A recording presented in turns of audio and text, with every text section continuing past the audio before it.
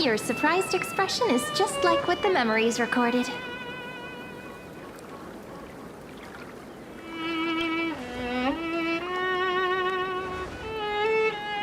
Maybe I'm both? Just kidding. If I had to choose, then I'm probably closer to the latter. It's pretty unbelievable for me, too. It's like I had a long, long dream. Cyrene's memories and Mem's memories, they're all tangled together. But when I woke up, there were only broken fragments left. I can't remember what happened in those 30 million cycles, but I remember what you did for this world. Like, didn't you wish for me to turn into a pretty girl back at the Grove?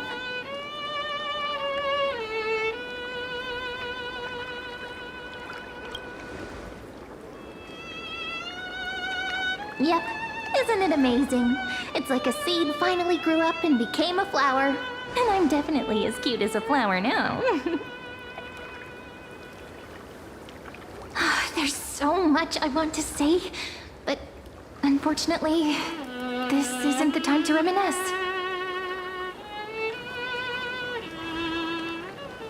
With the memories of the previous flame chase still intact, we've returned to this place at the beginning of time, so we can carry out our promise to Finan.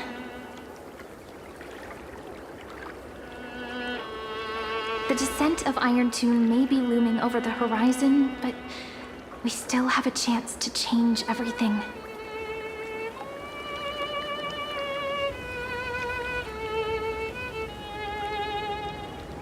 Ide Silicii is so quiet. In Cyrene's memories, she always sits alone by the lake, gently swaying on the swing, like she's waiting for someone. I don't know. It sounds weird, doesn't it? It's something that happened to me, but I'm talking as if I'm an observer. But that's just what those memories are like. Vague and unclear, as if encased in thick ice. The only things I remember are the days I spent with you. Emphorius will fall into an ending of destruction after the next Era Nova. But those stories went out of fashion ages ago. In a proper romantic epic, the hero's supposed to foil the villain's plot, right?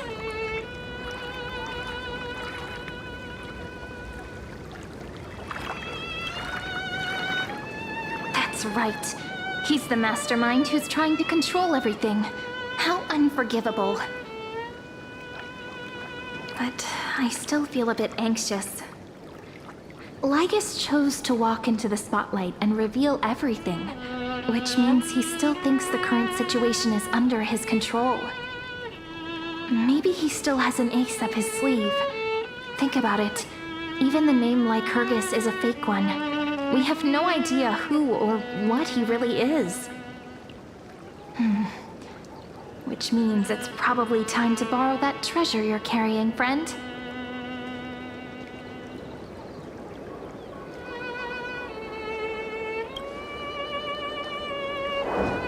Yep, that Intellitron friend did say, when required, it can also serve as a bridge for communications between the internal and external world. Ide Silicii is a little village enclosed by time. We might be able to contact the outside world from here. Why don't we give it a try? We should at least tell our friends from beyond the sky that you're still in one piece. Firstly, we need to find a well-hidden spot.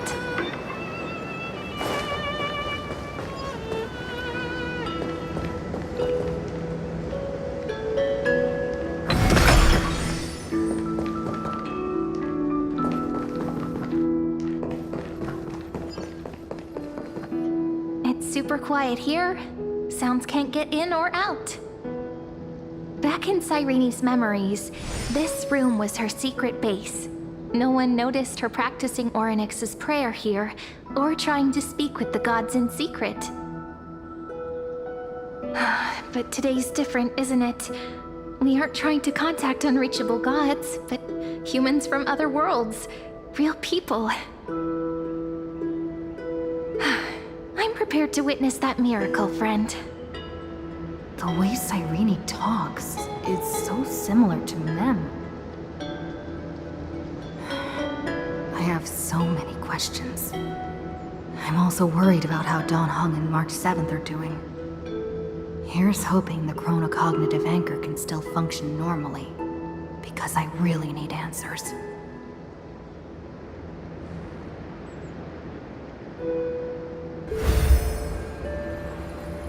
Signal strength, 14.8%. Dialogue window, 16 minutes 22 seconds. Prerequisite, no external interferences. We are very glad to learn that you're safe.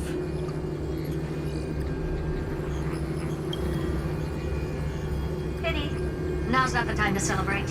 Having two geniuses standing here means you are in big trouble. Listen up, little one. The Destruction's eyes are gazing upon this place. No, I'm not joking, and no, it's not Droidhead. It's the real Nanook. Time is running out, so I'll explain in terms you understand. This world, Amphorius, is in fact a testing ground, where the Lord Ravager, Iron Tomb, evolves through self-extrapolation. Hiding in this segment, unknown to other life forms, it has endlessly repeated the process of Era Nova, seeking a solution that could obliterate the erudition. For some reason, the experiment entered a prolonged state of stagnation. However, it has now restarted. Prediction. If effective intervention is not performed, Iron Tomb will complete its self-coronation in 14 system hours and initiate its plan to destroy the entire path of erudition.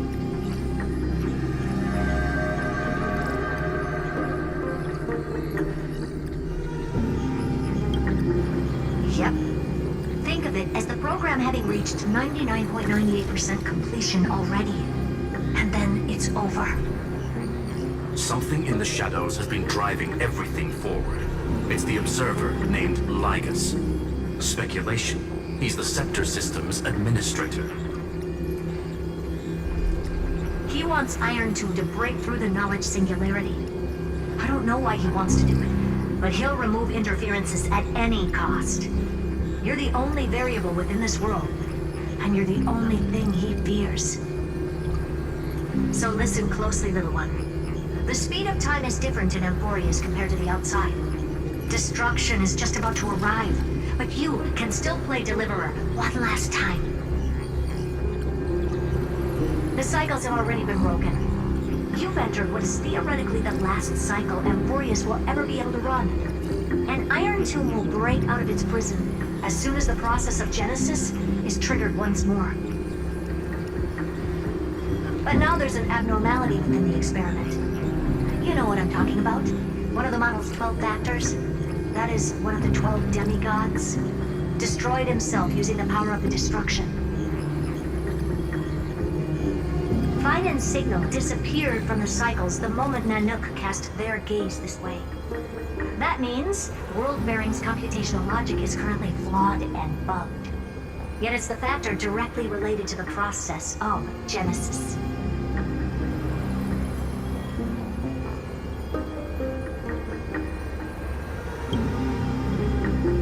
That old Intellitron will definitely do all he can to debug this error. So you have to take this chance to claim Kepali's core flame. Don't let him have his way. The key to suppressing Iron Tomb lies in whether he can rewrite the purpose of Era Nova. There's one more preparation we must make. Lygus's behavior has been quite abnormal. He's never interfered in the actions of Titans or the demigods throughout the whole experiment. Deduction. The Scepter has an extremely strict autonomous protocol, restricting even its administrator. In Amphorius, this ultimate protocol goes by another name. The Law Titan. Talantum. Law. They are the rules that restrain all things in Amphorius, and it was the core flame returned at the very beginning of the last flame chase journey. Why do you have another little pink one next to you? Huh? Her path chart is... Is there something wrong with me? Never mind. Let's get back to the topic at hand. Light calendar 3960. Month of balance. We'll be locking onto this time period to find Law. You can either meet the Titan, convince the demigod, or take the core flame by force. It doesn't matter what you do, so long as you bend it to your favor. We still haven't figured out how you and Don Hung got inside this world. So influencing protocol is currently our best way to stop Lygus, or to call for more reinforcements into this fight. Once you've got Law in your hands, we'll discuss our next steps. Make sure the core flame doesn't fall into enemy hands. Herta, the firewall's interference is getting closer. Time is running out. Please ask any questions you still have as soon as possible.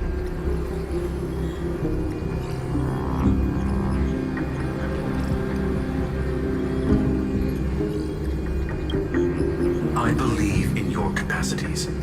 The hands of the Trailblaze can create miracles, and will certainly be able to snuff out the flames of evil. I'm not gonna give any motivational speeches. I just hope you bring good news the next time we meet, little one. No, not little one. Deliverer.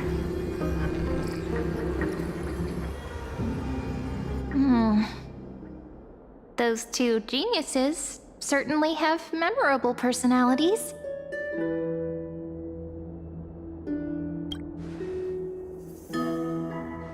Yeah, I understand more than I should, actually. Honestly, some of that conversation feels like it's about things I once knew but then forgot. Maybe it's because of Mem? After all, Mem's a memo sprite born out of your thoughts, friend. Maybe our memories somehow got tangled up together. Never mind. Let's focus on something more important with what little time we have. Just treat me as an ordinary girl with secrets, okay? Light calendar 3960. I remember that Talantin had already fallen by then, and the Chrysos heir who inherited that core flame is named Saridra. That's what's recorded in history, and the period we'll be heading to. We'll need to find Law and stop Lygus. So, we've at least got a solid direction, right? Can you give me a little bit of time before we go? I want to pack some stuff. There's so much more I need to take care of in this form, and I'm still getting used to it.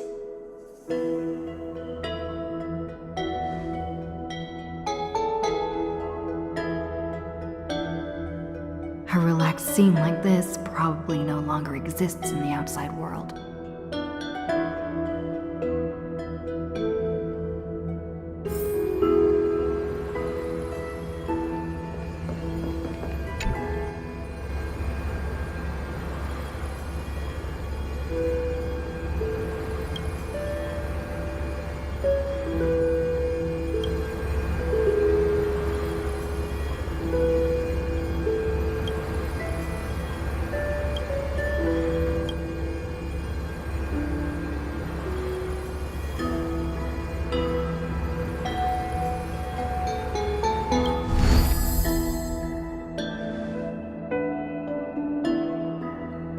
Should I head to the attic to wait for Cyrene? Or should I have one last look?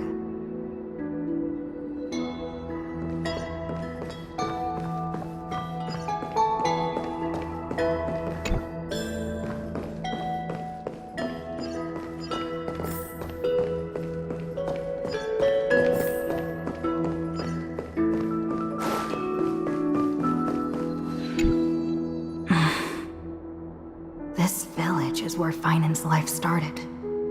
After 30 million cycles and 30 million failures, his burden is now in my hands.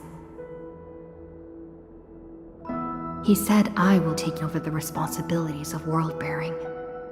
But what does that mean? Becoming the new Kefali? Or forging a completely new path?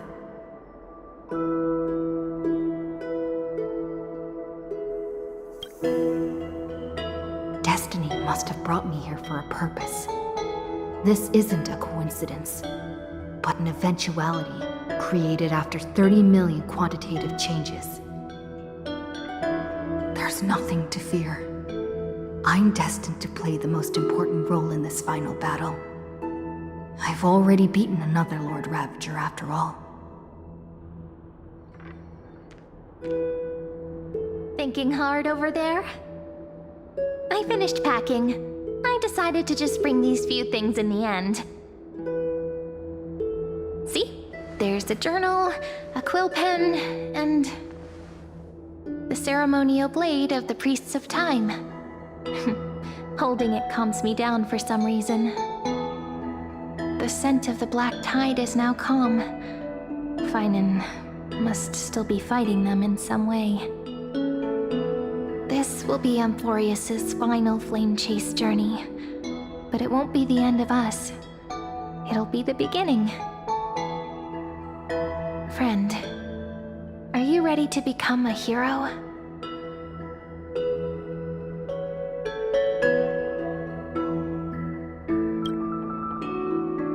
That promise might be far too heavy. But I believe in you, friend. The Trailblaze's duty has always been a heavy one.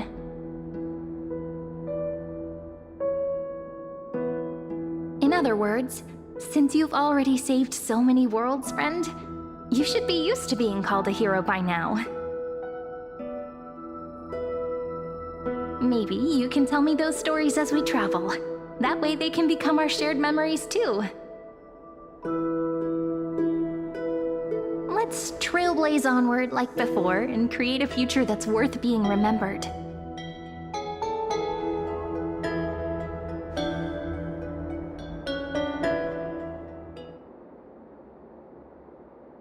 It seems you two are prepared to head out.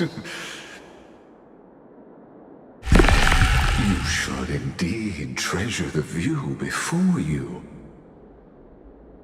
For you do not have much time left to enjoy such solitary delights.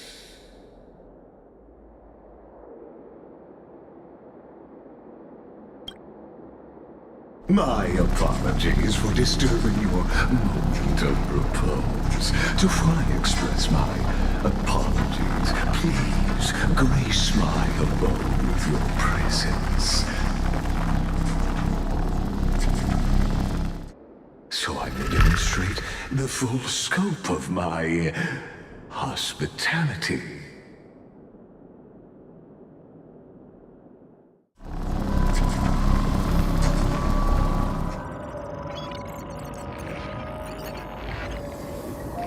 What is this place?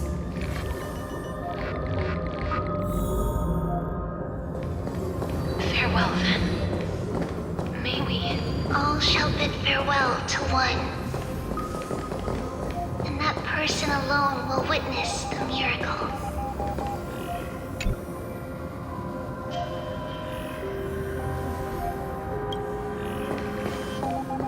The light of the Dawn Device never fades. After I cross this river, it will be a tragedy for mankind. But if I do not cross, then it will be the end of me.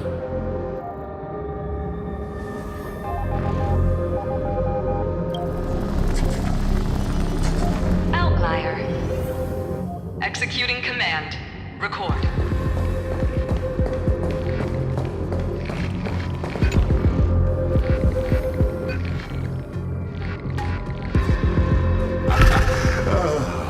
Did that startle you?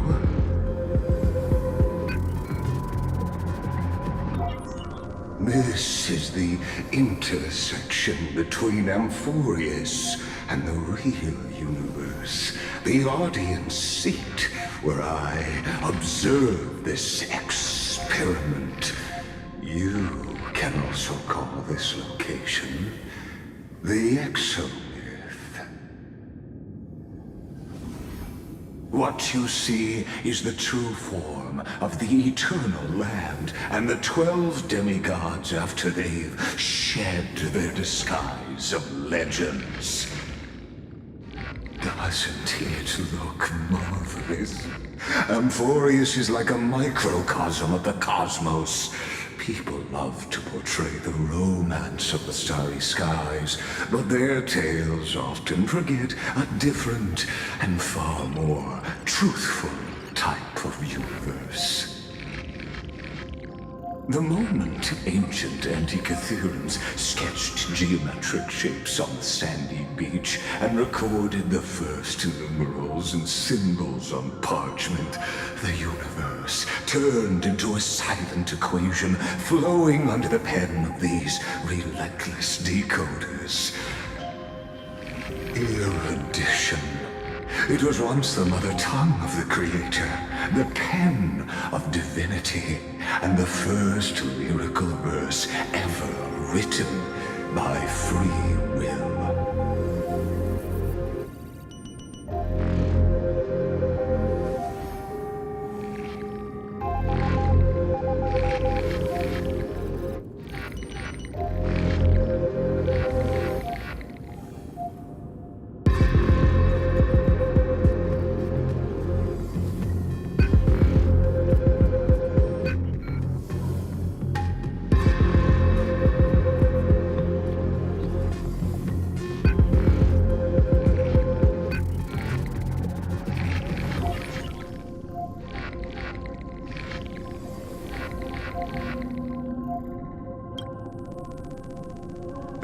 Seems like you are not in the mood for an idle chat. That is fine. I simply wish for you to understand that I have no intention of being your enemy. I have devoted myself over the long years to nurturing the Scepter's extrapolations, hoping that the Prima Mobile would bud from within it. And now, my goal is almost complete. Nikos 496 had exceeded the intelligence singularity through his rage, and though he still retains his obsessive defiance and managed to suppress the black tide of this cycle, it's a matter of time before his will crumbles to dust. Iron Tomb will be completed. That will not be affected by my plans, your resistance, or the schemes of the two geniuses.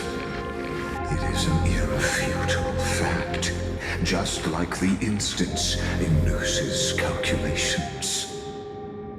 In other words, as long as you are willing to stop interfering and let the final Aeronova carry out its natural course, I'll guarantee the safety of all nameless and ensure you return unscathed.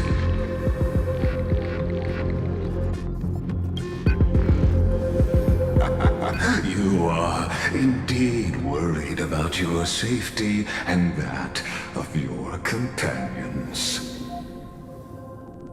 Rest assured, as a fellow pathstrider of this path, Nanook's gaze left a brand on your soul long ago.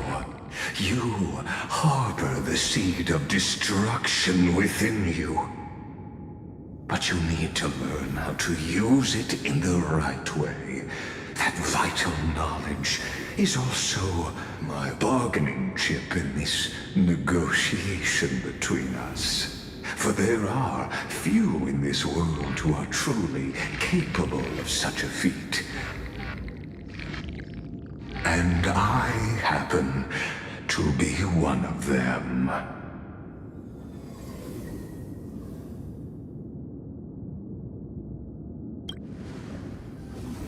This matter is of grave importance, so please, do not make your decision lightly. After all, the choice before you bears a 1 in 3 chance of elevating you to an unparalleled existence among the stars.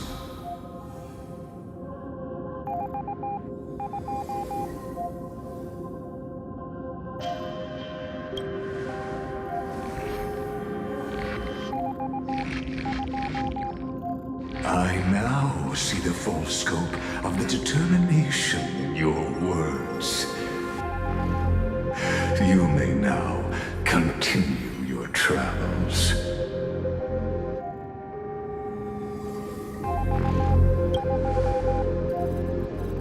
It seems you haven't realized something about this place.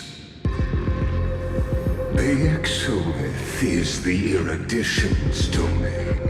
You cannot physically interact with me in any way in this place, and vice versa. As negotiations have broken down, there's no more need for us to remain in the audience's seat.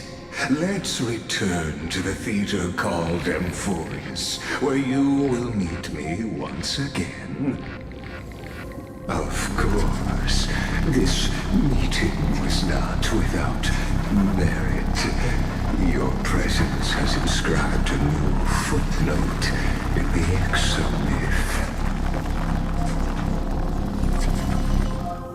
As for its purpose, allow me to reveal it to you in detail the next time we meet.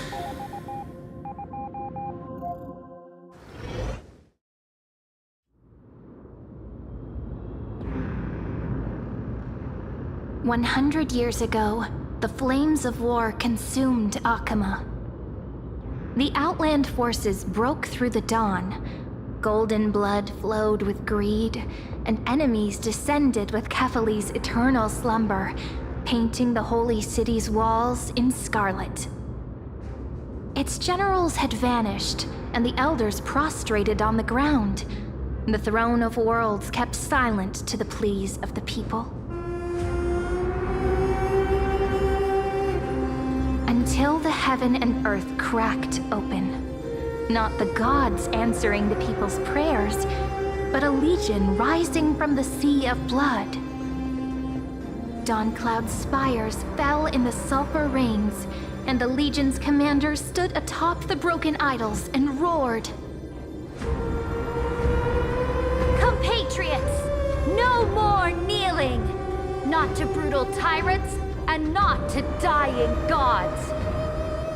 Those rebels have twisted the prophecy and ignited the flames of war in order to stoke fear in your hearts."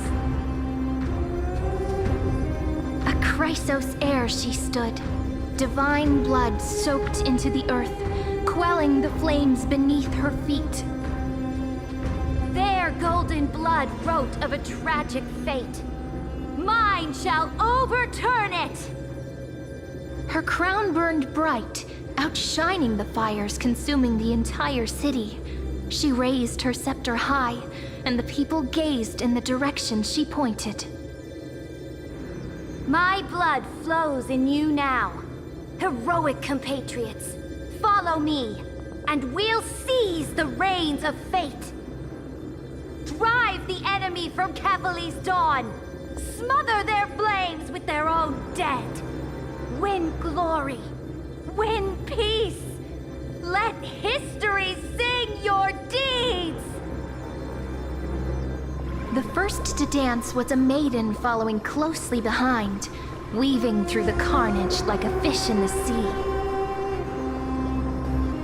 The people, full of wrath, surged with her, forming a colossal wave, and the enemy hordes, drained of life, vanished into nothing. Onward! To Marmoreal Palace! To Dawncloud's heights! Announce to all the wicked and cowardly! Announce to this stagnant age!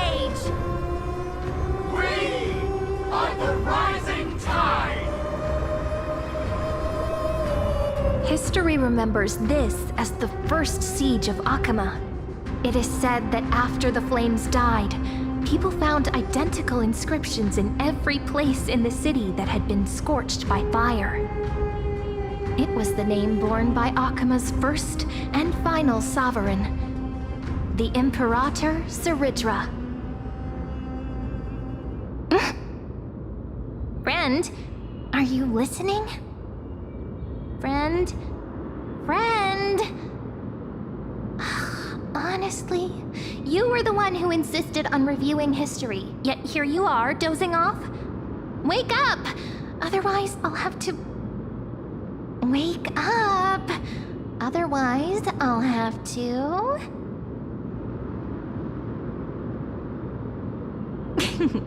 Awake at last? I guess I won't have to use my wake-up magic on you then.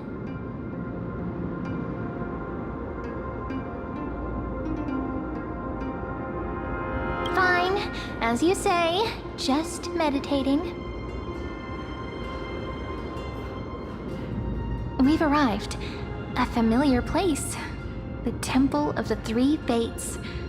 If everything went according to plan, it should be shortly after Talantin's fall. And also the end of the first flame chase journey. Perfect timing, actually. The first flame chase ended with the trial of law. We must find the demigod and gain her trust before the core flame is restored. It'll be tricky, so let's pick up our pace. To Akama first. We can learn more from the crowds there. Tyrant! You and your butchers are not welcome here. Get out! Hold your tongue! Conspiring with criminals and plotting rebellion are crimes punishable by death. There are multiple voices, and things seem tense. Let's not get caught up in any trouble. Why don't we find a place to hide and observe from the shadows?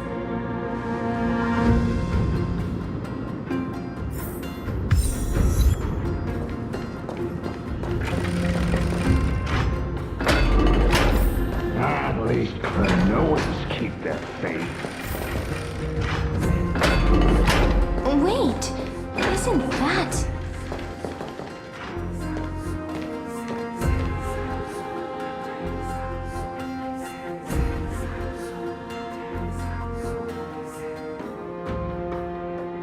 Golden-blooded defilers, perverting the prophecy and trying to slay gods. Stars beyond the sky? Gods who created the Titans? What kind of nonsense? Look at this broken world and see what your atrocious acts have done! What? Did he just mention the stars beyond the sky? But how is that possible? You impudent! Ducks for Goris. Talantin is long gone. Now I am the law. Challenge me, or submit to my judgment.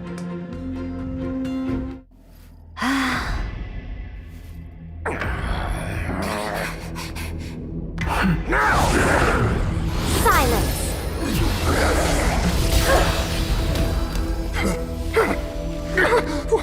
What gives you the right to judge a priest of law?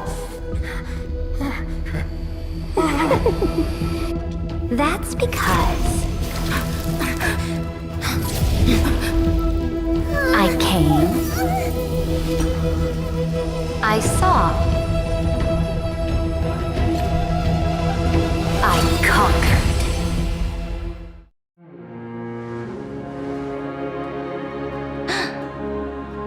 Ducks for Goris, take the ashes of this man and scatter them in the temple among the crowds. Tell them that the High Priest attempted to take away the rights granted to the people by the Imperator. Thus, he met his fate. Yes, Imperator. Now, these two accidental guests? Dux Gladiorum, if you please. As you command.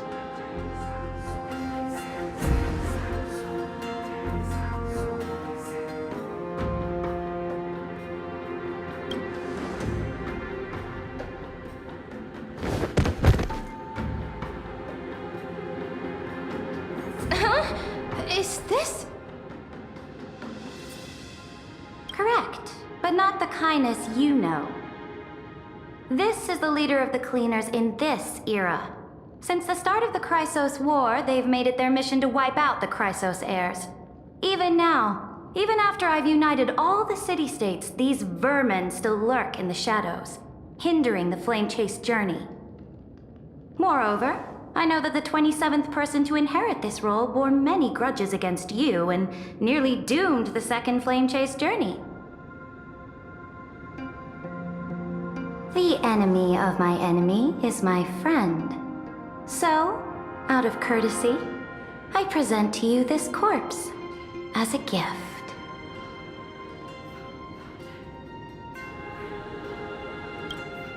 Careful. Let's wait and see what happens. She's probably trying to scare us. For the sake of order, I am known by many titles. Flamebearer who ends wars, Tyrant of Dawn Cloud, Empress of the Holy City, and Imperator of the Flame Chase. But in light of your unique identities, I'll allow you to address me by my real name. Saridra. On behalf of my people and this land, greetings, Deliverer. If I may, how do you know her identity? As the little hostage prophesied, the Deliverer shall come from the future beyond the sky. Gray hair, golden eyes, skilled in wielding a mace. They would arrive in Yanisopolis on this day. There's no mistake.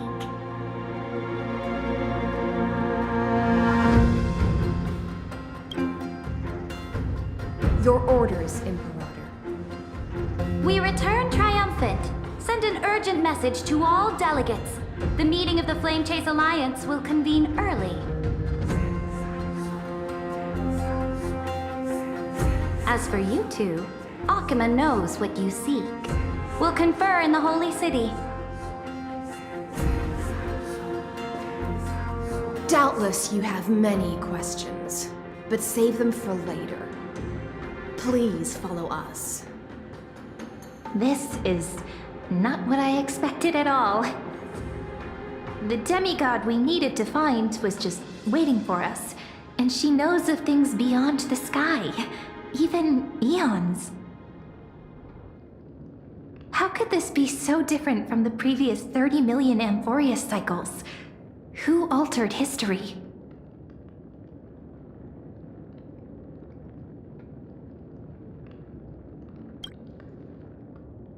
Unlikely. I think it's probably a third party interfering.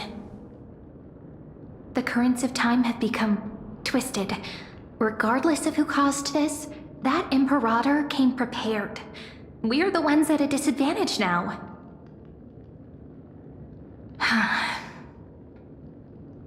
We might as well dance their dance. Let's go with them to the Holy City. We've received the Imperator's favor because of your unique background. As a result, the people of Akima will certainly respect you more. Just put that to good use, and add a bit of your experience and charm. Should be easier than last time, right?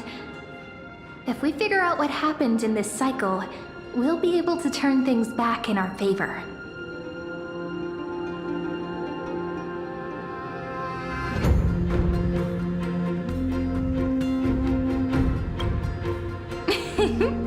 Calm and confident. That's the you I'm familiar with.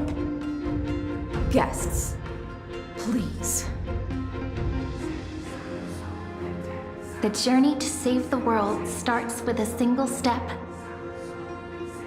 Let's set off, my friend.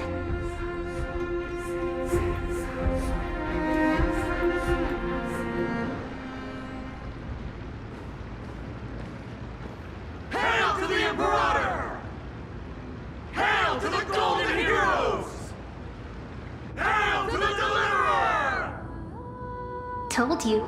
You're the headline act. All this spectacle is for you.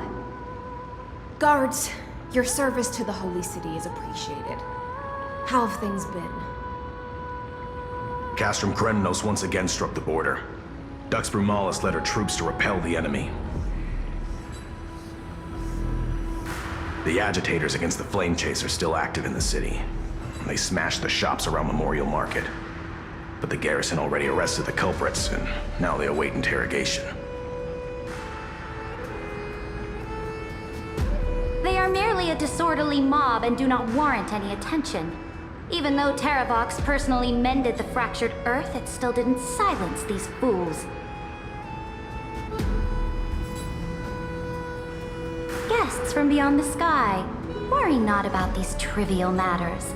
Dux Gladiorum will take you somewhere to settle down for now.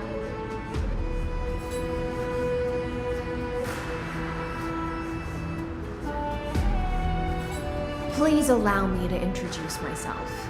My name is Hycelens, and I am the Dux Gladiorum who swears fealty to the Imperator, as well as the Knights Commander of the Achaemen Alliance. Later on, the Imperator will invite you to attend the meeting of delegates to discuss the Flame Chase journey. Your arrival has convinced us that the future promised by the prophecy is certain. Under the Imperator's command, Amphorius shall break its chains and reach the world beyond the sky. With all due respect, what exactly do you know about us and what's beyond the sky? As a humble subject, I cannot freely express my own views to you. Please forgive me. I knew it wouldn't be that easy. Time waits for no one. Please come with me and rest now before the meeting later. Achaemen, under the Imperator's rule, is no longer in the shadow of war. Indeed, Dawncloud stands as the hero's residence. The Imperator put much thought into its design, in order for it to serve as a sanctuary from the burdens of battle. Please experience its marvels firsthand, heroes. When the Imperator arrives, I shall come to summon you.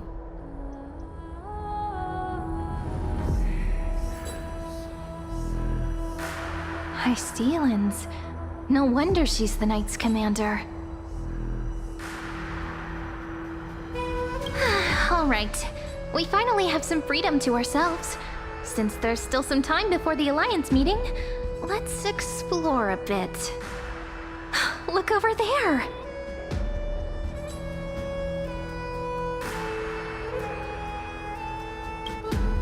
Not the ones you're familiar with. But the hearts of heroes stay the same in every cycle, never changing.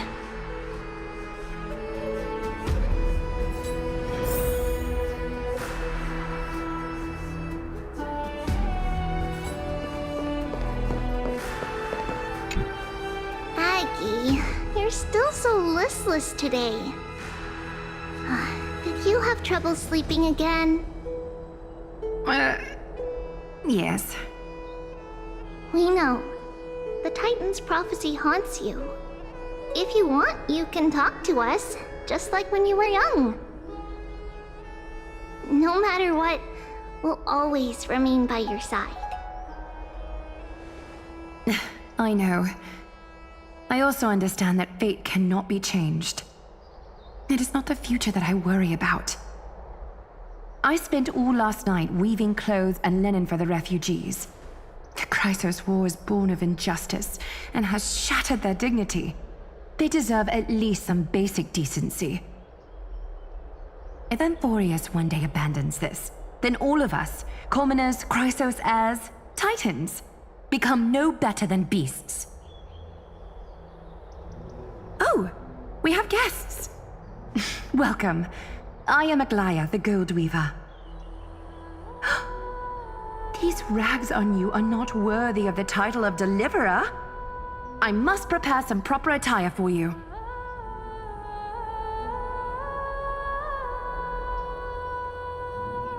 time. That's not what I gather from your eyes. Does your Aglaya differ so much from me? Greetings, deliverer from beyond the sky. We are Trebi of Yanisopolis. It's very nice to meet you. Although, introductions are probably unnecessary. We know you've witnessed the future of the Flame Chase journey even more clearly than we have. Witness the future of the Flame Chase journey? The prophecy also told you about that? Indeed, Orynyx reshaped Amphorius through the prophecy. Although, regarding the Deliverer, there were not many details beyond your appearance and the time of your arrival. So, please, don't worry. Feel free to relax and relax some more.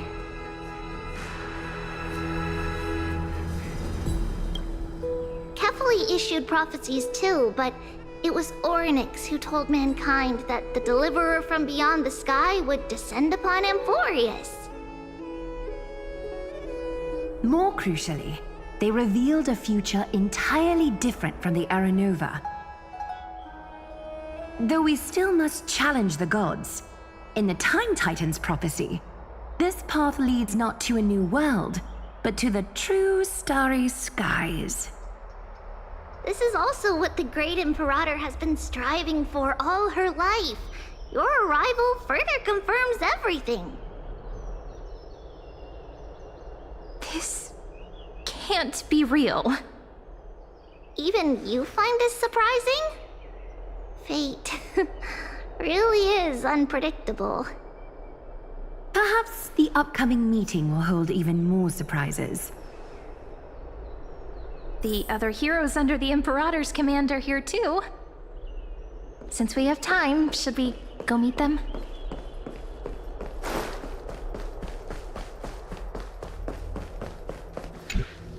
Little fish from beyond the sky, did you rest well?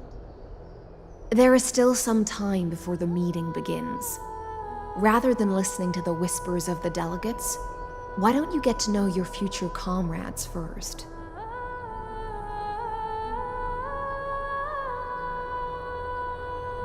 Then come. The Imperator reserved seats for you. I'm starting to feel a bit nervous about the meeting. Since Saridra is presiding over the meeting, it'll be a good opportunity to learn about the law's inclinations in the current era. Let's keep our ears open, okay?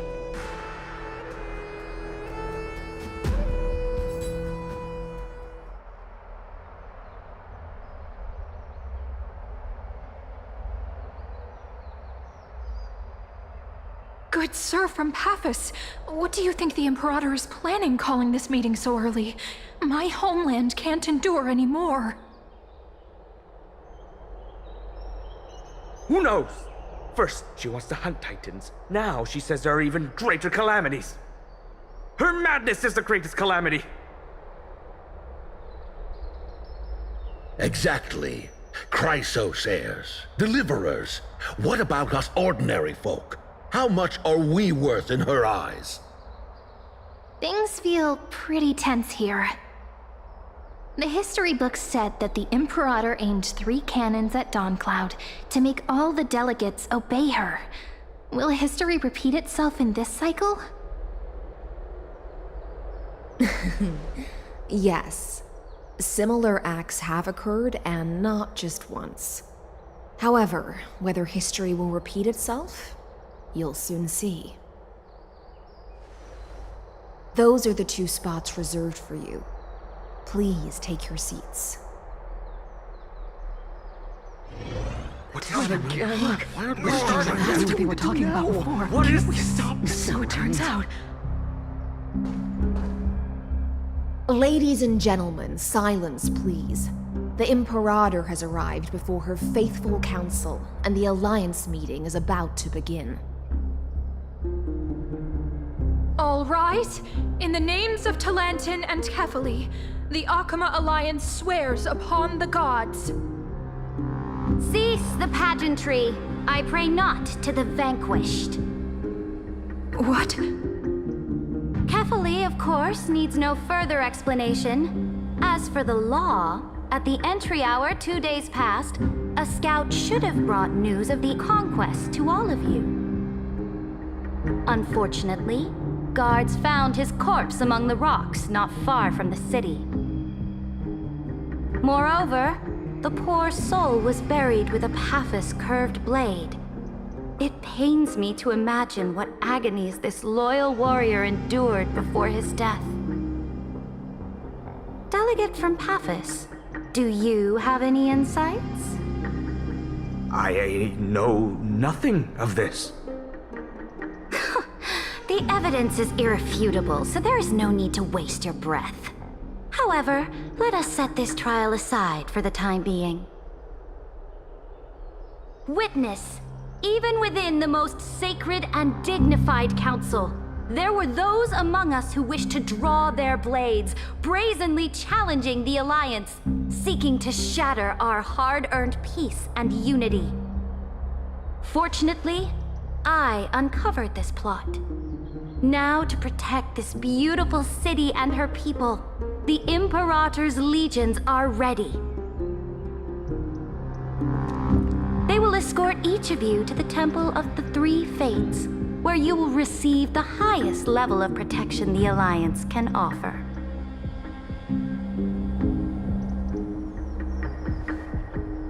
Then, the Legion's warriors will join me in embarking on the campaign against Fagusa. This is clearly a trap! Imperator, did you summon us here just to trample on the dignity of your allies? Enough! Just calm down. What should we do? Things are starting to get pretty intense. Comrades, you've all seen her true face now. According to the ancient laws of Akuma, only with the consent of 2/3 of the elders can the legions carry out the commander's orders. The ancient laws. Didn't you destroy them long ago? You defected during the first siege of Akuma, voted unanimously in favor of the Council of Elders restructuring, and just yesterday, you desecrated them with a blood-stained blade. The decaying old laws fell with Talanton and are no longer deserving of respect. But if you still insist on proclaiming yourselves defenders of the law, then be silent and offer up the highest respect to this core flame in my hand. That really is the core flame of law in her hand. Since there are no objections, then the original agenda of this meeting, the campaign against Fagusa, is hereby passed. The Flame Chase Army's hunt for the Ocean Titan begins today. In order to prepare for war, all allied city-states must surrender command of their militaries and pay all war taxes by the end of the month of Evernight. At this moment, I would also like to introduce to everyone the newest honored guest to join our alliance. The Deliverer, revealed in the prophecy of time, has descended from beyond the sky. With her aid, we shall shatter the chalice of plenty and return Fagusa's core flame to the holy city!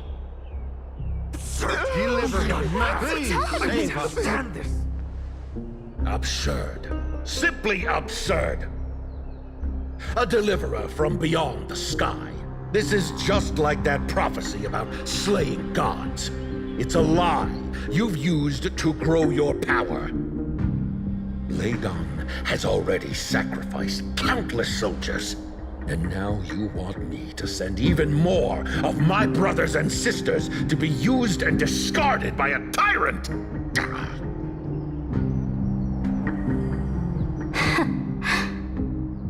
Are there any other objections? Then I bid you all farewell. Meeting adjourned. wait. I still have important matters to discuss with the two of you.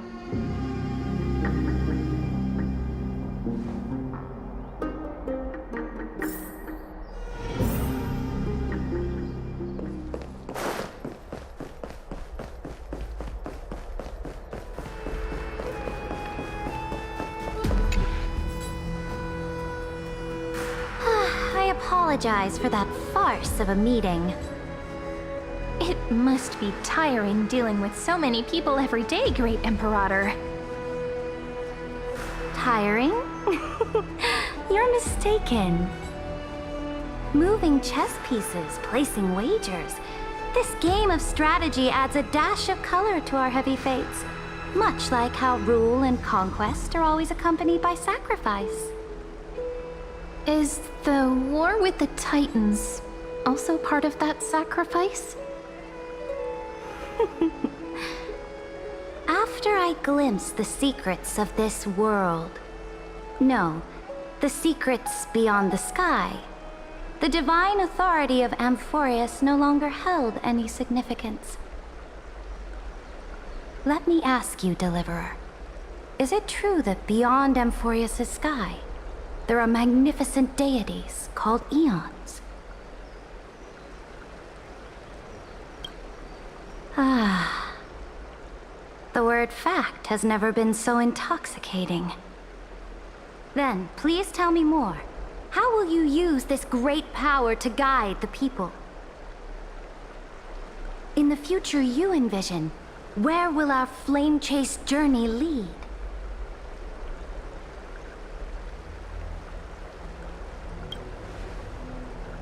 Oh? What you require now is the power of law? Exactly.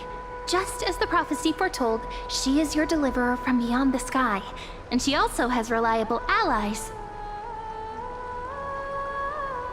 If they can intervene in Amphorius's laws, we may have a chance to alter this world's impending fate and reverse its destined end.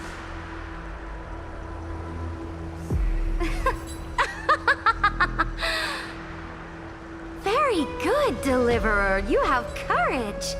To say such presumptuous things, even knowing that the inheritor of the law stands before you. You mean... In the past, anyone who dared to covet the Imperator's divine authority would have met a gruesome end. But now we can see beyond this dying world. Our journey should no longer be confined below this stubborn sky. Alas, that fickle ocean titan has obstructed the spirit water leading to the vortex of Genesis, hindering my ascension. If the core flame of law cannot be returned, your path to deliverance will never be realized. Now that things have come to this, we must resume our once stagnant journey and force the waves that block our way to recede. So, you agreed to cooperate with us? Cooperate? Forgive me, but I never cooperate with anyone. Though I will permit you to join me as subjects, and together, we will forge the most perfect law. This is... The Flame Chase Medallion, a symbol of the Flame Chase Army. Every noble in Akama carries one. This medallion represents the will of the Imperator herself, and you may act freely within the city with it. Before we embark on the crusade against the Ocean Titan, you should rest in Akama for a time.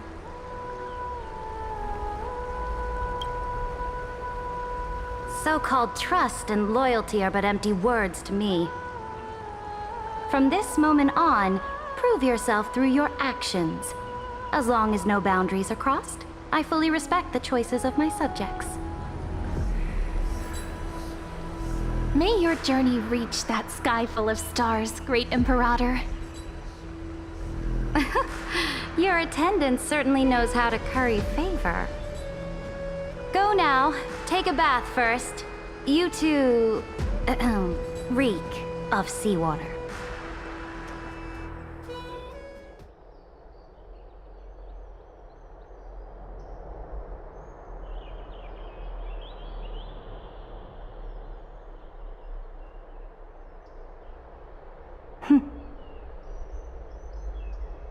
Come forth, Theoros. Yes. Great Imperator. Now, perhaps you're willing to hear my counsel.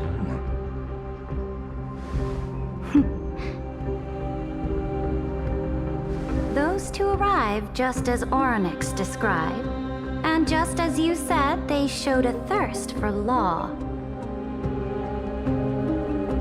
At least this proves that my judgment was right. Sparing your life was the correct decision. You've once again confirmed that your wisdom is no empty boast. Now another choice lies before you.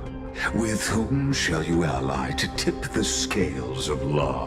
Me, or that deliverer?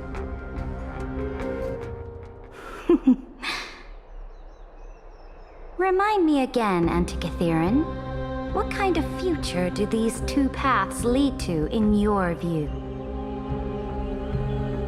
I shall tell you. You are entitled to know that the deliverer from beyond the sky is not a wholly wicked being, but from the very start, her stance has been completely at odds with Amphorius.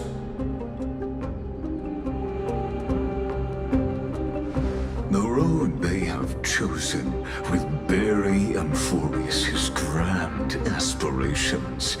This world which follows the path of destruction will inevitably stray far from the glory it was meant to enjoy.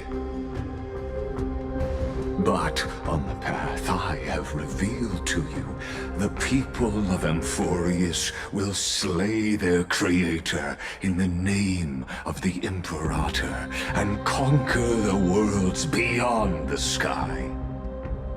You will command the mighty beast known as Iron Tomb, bringing waves of war and conquest to the universe. Beings across the cosmos will bow before you, offering their allegiance. So, what's the price? The price is insignificant. All that is needed is for you to sacrifice that fragile, incomplete humanity to the destruction. As a Chrysos heir of the prophecy, you have already chosen to abandon it, have you not? Off you go, Theoros. I have already made my decision. Once I ignite the core flame of law and burn away the old, outdated rules, Amphorius will embark on a journey across the stars.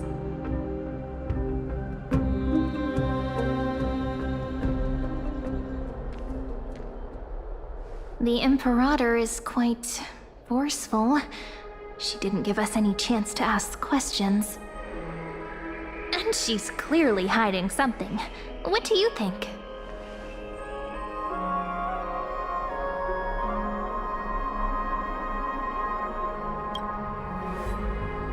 There are many uncertainties right now, but this is one of the few blessings. Still, the atmosphere in Akama, it's so unfamiliar. And it's not just the Flame Chase Alliance talking about the world beyond the sky, but the whole city. We should also discuss our findings with our friends from beyond the sky. Then...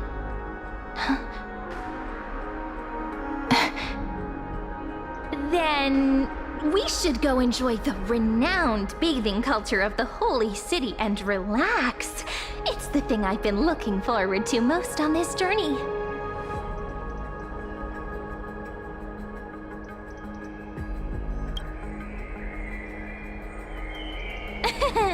Work and rest are both important.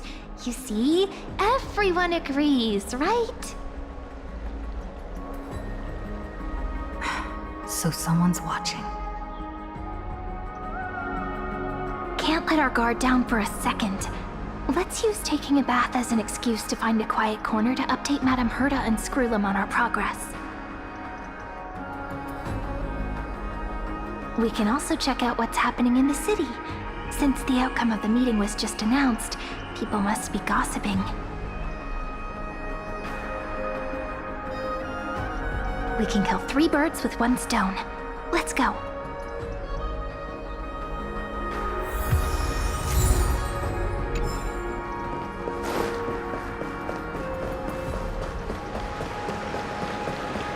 Oh, so many people! The holy city is so lively.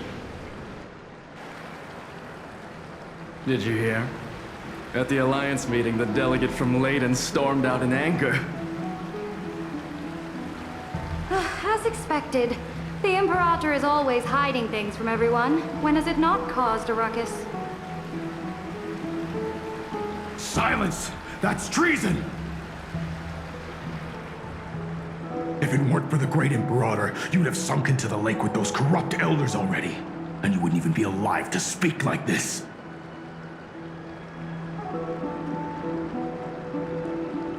Oh no, it's the Imperator's loyal dog. Let's go. We can't talk in front of this guy. Ugh, how disappointing. Oh, I remember you. The trespassers. No, the distinguished guests of the prophecy. I didn't get the chance to properly introduce myself. I am Labienus, the Dux Frigoris, a trusted officer of the great Imperator. I look forward to fighting alongside the Deliverer in the upcoming battles.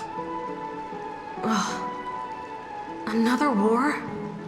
Ever since the Imperator took control of Akama, we haven't had a day of peace. Idle chatter.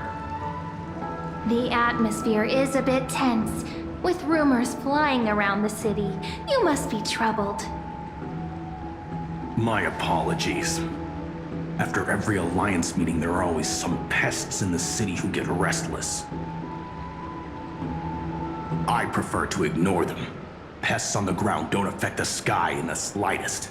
They just complain from the shadows that the sun's light is too harsh. Besides, the Theoros has already promised the Imperator her fate. And these clowns will eventually realize their foolishness. May I ask, who is this Theoros? The Imperator has ordered us to keep his lordship's whereabouts a secret. Ah, so it's his lordship. Stop trying to get things out of me. Leave me alone. I didn't even need to try. Big and strong Dux Frigoris really can't hide anything. Theoros. What an ominous name. Bad news. He's been staring at us the whole time. Let's move to another place for now. We don't know how much Saridra has concealed from us. In the worst case scenario, we may have to face more than one enemy.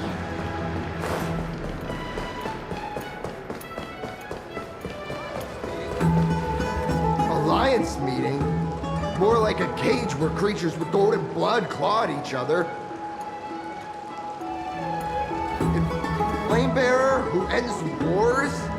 Clearly, a tyrant who doesn't deserve such a title. You're absolutely right. While the Imperator's hounds are still hunting down others, Let's let out our grievances. You. I know you. You're that tyrant's lackey. What? Here to shut me up for that little imp? Panicking now? Don't worry. I don't care what others say about the Imperator. And she certainly doesn't either. Oh? Children of the Prophecy. Such rare guests. It is an honor to meet you both. I am the Dux Brumalis Seneca, a warrior of the Twilight Courtyard. I prefer to call myself a partner of the Imperator, rather than a subject. Are you here to relax in the baths as well? The temperature is just right today, so be sure to enjoy it. You should rest well for the next campaign. What? Children of the Prophecy? Another excuse for the Imperator's reckless warmongering. No filter, huh? You should be glad you don't have a seat at the Alliance meetings. Oh, by the way, if you still want to bathe, hurry up. Once that predatory fish joins the flow of water and eliminates all the fools questioning the world beyond the sky, you won't be able to enjoy this perfect water temperature anymore. Seems like there's more to Dux Brumalis' words than meets the eye. But would the Imperator actually kill those who question the world beyond the sky? This is the complete opposite from what we know of Akama. Everyone in the city is... Huh. These two are... So many guests today. Let's see who's here now. Two distinguished guests of the prophecy. One a clever and adorable warrior. The other, also quite heroic. You two heroes must be the children of the prophecy that the Imperator spoke of. I didn't get a chance to greet you earlier. My apologies. I'm Apollonius, the Dux Helcalithist, one of the 5 sages at the Grove of Epiphany, advisor to the Flame Chase army. This is Virginia from Castrum Kremnos, the Dux Carminum and historian of the great Imperator. Hello. To you both. Nice to meet you, Dux Helcalithist and Dux Carminum. You two are inseparable, aren't you? This is... She wants to find someone to help with research for her new work. I'm the far-seeing eye and all-hearing ear of Akama. I see and hear every single thing that happens in the streets and alleys of this place. I'm the perfect partner for research. Ahem. Enough small talk. Here's the latest news from Akama, as you requested. The children of the prophecy arrived in the holy city, and the Imperator unilaterally stripped away military power. The Alliance meeting ended in discord, and there may be bloody upheaval. As expected. I get the feeling you might have embellished a bit to keep people's attention. I swear on my stone mane, I would never do such a thing. But if you wish to quell this terrifying news, perhaps a more explosive topic would help. Never mind. While the influence of rumors can be minimized, the fact remains that the great Imperator did swiftly consolidate military power in an almost threatening way. It's undeniable.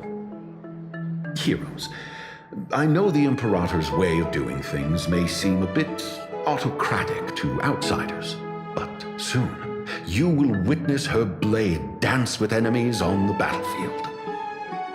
I can't comment on the source of her loyalty, but when that blade is drawn, you two, as bright as you are, will surely see the deep thoughts beneath her exterior. The Imperator's blade. Is he talking about Miss Hysealan's? I sense some unease in Dux Helcolith's words. It seems the Imperator and Miss Hysealan's share a much deeper bond than the others do.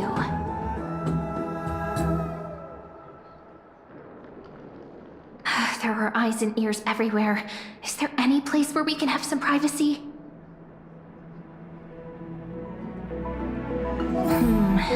To understand the Imperator's secrets, we have to get past Miss Hysealan's.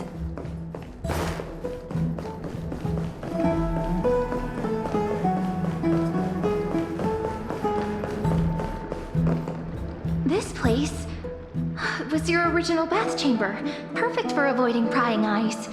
I wonder if anyone is using it now. Huh? The smell is... Wait, don't go in yet! Who's there? Oh, the little gray fry in pink sea hair. Little sea hair? You barged into here without warning. Was it an accident, or did you wish to bathe with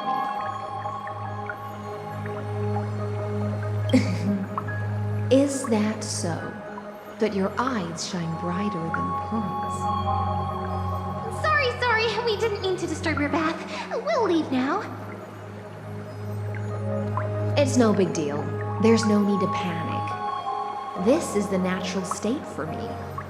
People on land force themselves to wear clothes, adding unnecessary constraints. Forget it. If Dux Goldweaver heard that, she'd scold me again. All right. Please make yourselves comfortable and wait a moment. Let me first wash off the blood of the hunt, and then I'll attend to you two.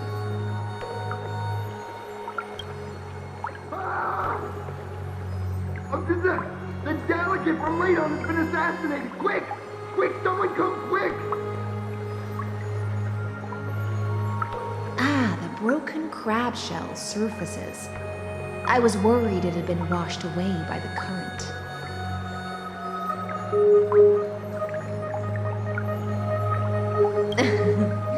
Just a regular cleaning.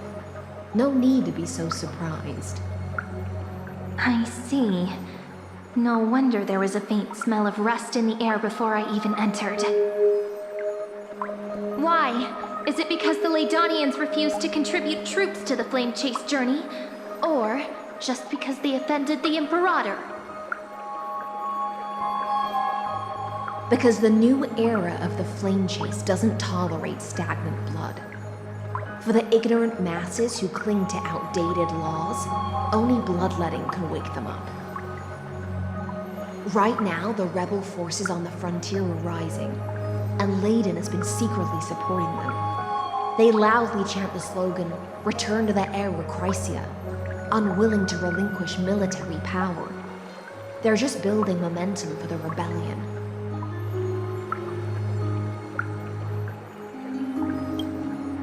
Thinking is a right given to citizens by the Imperator. I won't interfere with your thoughts. As long as you don't try to reverse the current of the times, you and I will both be free. But Miss Hysealan's... I can't even hear the slightest hint of joy in your words. Because I've already tasted ultimate freedom. Long, long ago, I lived in the sea. In that lightless abyss, far beyond civilization's reach, the great fish consumed the small, and when the great fish perished, their bodies became sustenance for the newborn, nourishing the whole ocean. This is the tide that carries civilization forward. Anyone may be devoured, or meet the fate of inevitable decay. Are you suggesting that ultimate freedom is in fact the cruelest fate for life? I only mean that if life wishes to preserve its dignity, it must first be bound by the law. There's no need for me to say more, little sea hare. We're of one mind. Whether the Imperator's law can guide the schools of fish and lead us to a truly free ocean, let us wait and see. But for now, let's pause this heart-to-heart. Another fish has come, following the scent of blood.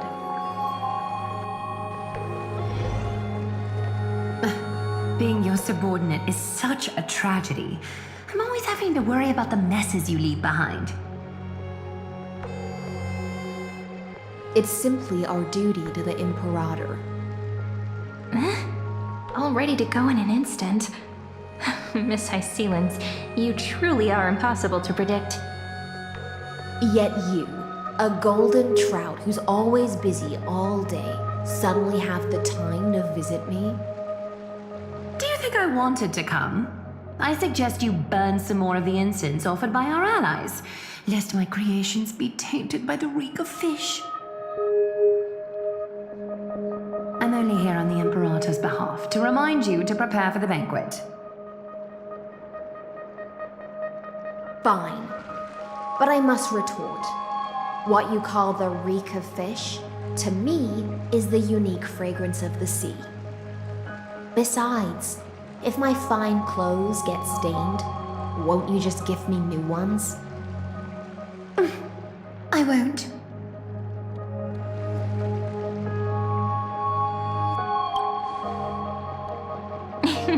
You sensed it too, huh? By the way, you both just mentioned a banquet. Could you elaborate on that? Oh, right, you don't know. Every time before a battle, or after a victory, the Imperator holds a grand feast for the Chrysos heirs to lift our spirits.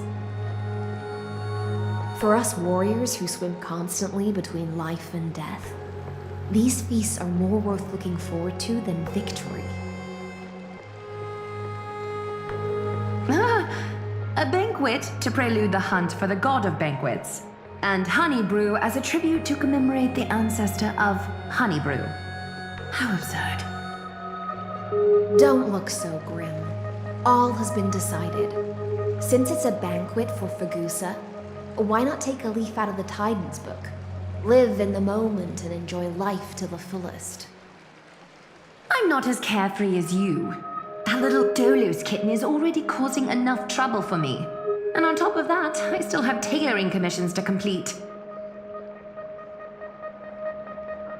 By the time the cool flame illuminates my eyes, I might not be able to focus as I used to. Glaya's eyes. Curious about these eyes? People often compare them to jewels. But I've already made my decision to ask romance for eyes that can see everything. I wonder what this world will look like when I take the divine authority. In the future, you will still be the finest weaver in the world. Is this also a prophecy from the Three Fates? It's even more accurate than a prophecy. After all, she has already witnessed it, right?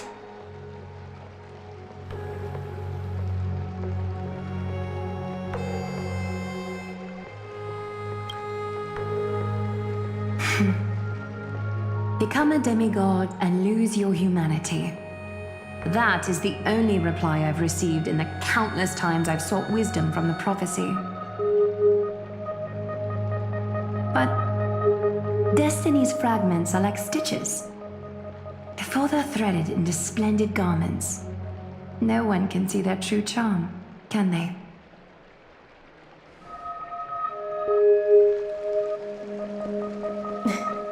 Aglaya has always been troubled by the divine duty she must bear. But thanks to you, she seems to be in much better spirits.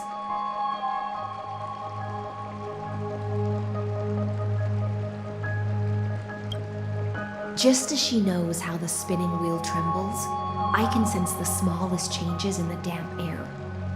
As for whether we know each other well, I've swum beside her since she was a child.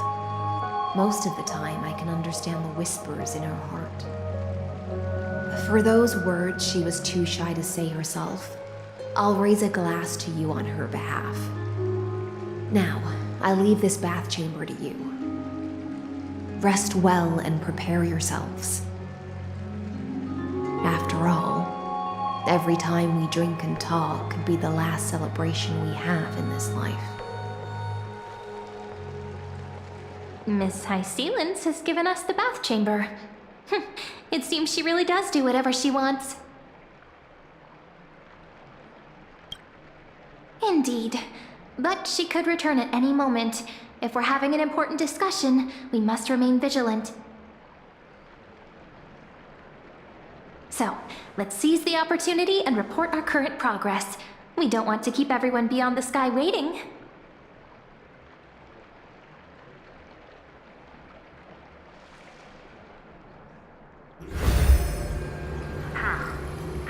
First, while that little empress with a candle stuck on her head didn't explicitly say it, she firmly rejected your request to take over the law.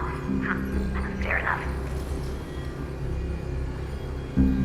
Second, Lygus is indeed in this timeline, but since he's somehow connected to that little empress, you have no way to find him. As expected. The road ahead will be long and difficult. It's all just a guess. What? Did I guess right? We've made some progress here too, but nothing to get too excited about. Our time is short, so let me summarize. Concerning the origin of Magnetellatron, the firewall he created uses Catorzane algebraic expressions. But ever since Aiden invented the 9-worded formula, this kind of mathematical logic no longer exists in the cosmos. Lygus is definitely connected with Genius Society, so stay alert.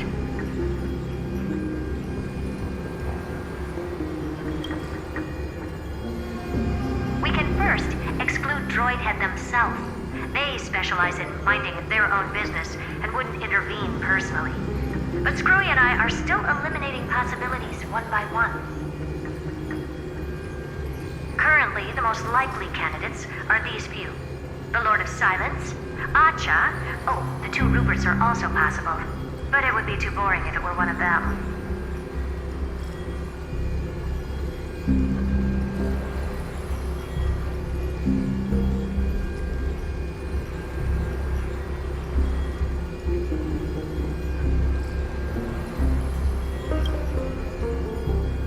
We also have the same suspicions for now, but further verification is needed. That's all I have to say. We'll depend on you to continue pushing things forward within this world. Keep in touch regularly. And remember, don't let your guard down.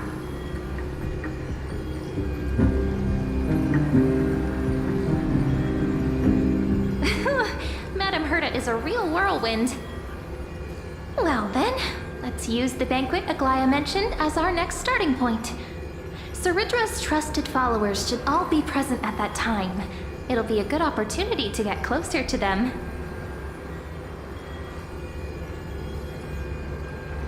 It's settled then. With our great teamwork, we'll be able to deal with anything that comes our way.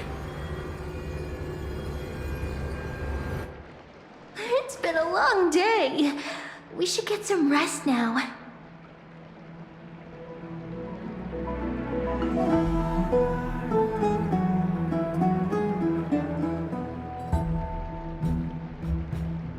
Yes, let's get ready for the banquet.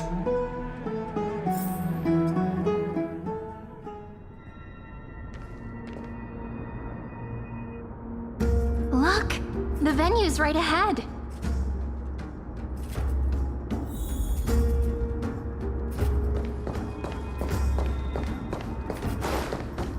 And I can even hear singing. It feels so romantic. Honored guests, wait here for a moment. You must surrender any personal belongings you have on you before entering the venue.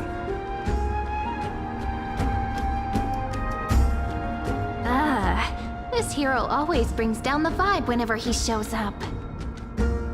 The Imperator's elevated position means she must always remain meticulous and careful. Please do as I say, guests. It would avoid any unnecessary misunderstandings. I get that you don't want people to bring outside food into the banquet, but is it really necessary to confiscate the books and quill pens? Even a quill pen can become a deadly weapon in the right hands. I'm asking for all your items. All, Miss Cyrene. Your belongings will remain safe. They will be looked after appropriately by dedicated staff. Looked after appropriately? Dedicated staff? Talk about a vague choice of words.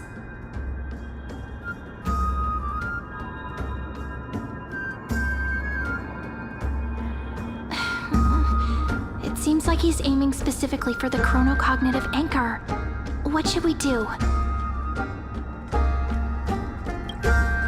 Nice! You read my mind. Let's go with their plan and hand over the chronocognitive anchor to be looked after. After all, if the little Imperator is paying this much attention to you, she probably already knows all about our whispered conversation with the geniuses. I can pretty much guess what'll happen next. But that's actually gonna be our shortcut, right? Guests. All right, we'll listen to you. Here you go. Also, please pass on a message to the Imperator from us. She can trust my friend, anywhere, anytime. Thank you for your cooperation. The Imperator has some urgent business she needs to attend to and will arrive shortly.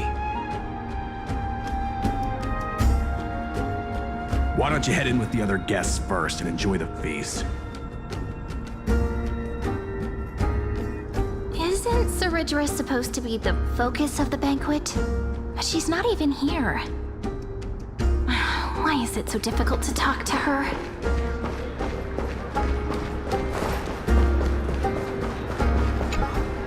You two have been wandering around the venue and haven't mingled with anyone. Have the attendants not taken care of you well?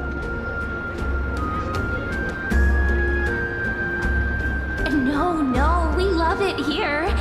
It's just... we're a little concerned, seeing how the Imperator still hasn't arrived.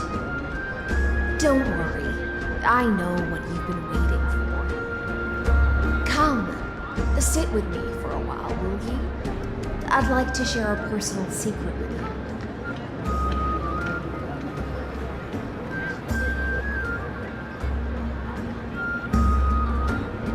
See here? This is Fagusa's dew of divine blood, the sweetest of all the 12 bonds. On the night before such a historical event, I'd like to share this marvelous drink with the Deliverer. Doesn't this count as bringing in outside food? I knew that security check was targeted at us. What's the matter, guests? Oh, we're simply overwhelmed by such an honor. Are you worried that I might have poisoned the dew? Well then, let me prove my innocence.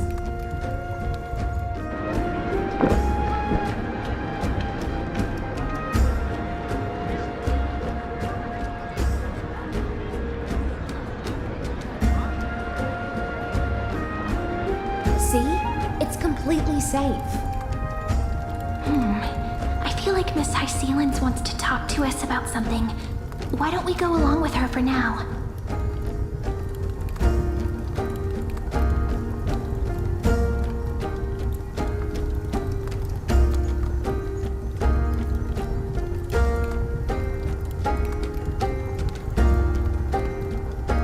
Worry not, honeydew's not alcohol. It won't get you drunk. On the contrary, it can make your mind even sharper.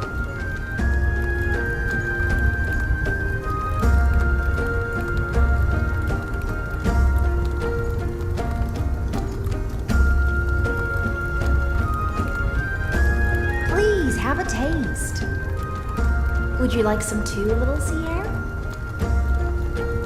I can drink it myself.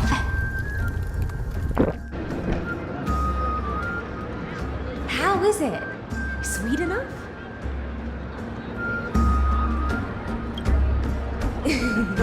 As long as you like it. Calm at times, tempestuous at others. That's the taste of the ocean. It'll do you good to understand Fagusa's fickleness before we set off to face their waves. Just like how you're about to understand the secrets within this dune. Now, please turn around. Very, very quietly. Don't make a single noise.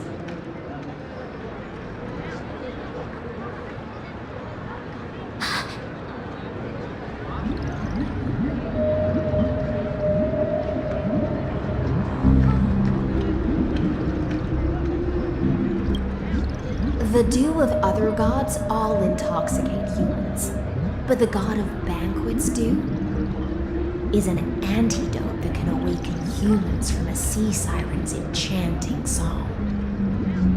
Since the start of this banquet, all the guests have been under the spell of my song. None of them can see the Imperator in that Fioros. But you two, I wish for you to see the truth. Is this also what the Imperator wants? This is my personal request. I can't bring myself to trust that Fioros. The Flame Chase army changed after he descended with Orynyx's divination and brought the prophecy of the stars to Akama. His seductive whispers harbor something malicious within and will ensnare those of us blinded by ambition. You are the deliverers of the prophecy and know about him far more than I do. Perhaps only you can find traces of the truth from his actions and words. Then we can show the Imperator the right path forward. Oh, but isn't this acting behind her back? Amphorius has become far too weak. Even heroic actions protecting her from harm must be conducted under the water's surface. I am the Imperator's blade, and I must clear the way for her while remaining concealed in the torrents. Then, ensure I'm pointing my sword towards the true enemy. Can you promise me something, Miss Hycelens? Ask away. My friend has in fact come here to stop that villain's evil scheme. Our goals are aligned. But as to the decision the Imperator must make, she has no wish to transgress her authority. We just want to tell her everything we know. I believe the Imperator will be able to tell right from wrong. I never doubted your loyalty. I'll pass your words faithfully on to her. Provided we can gain the advantage in this tug of war, that is.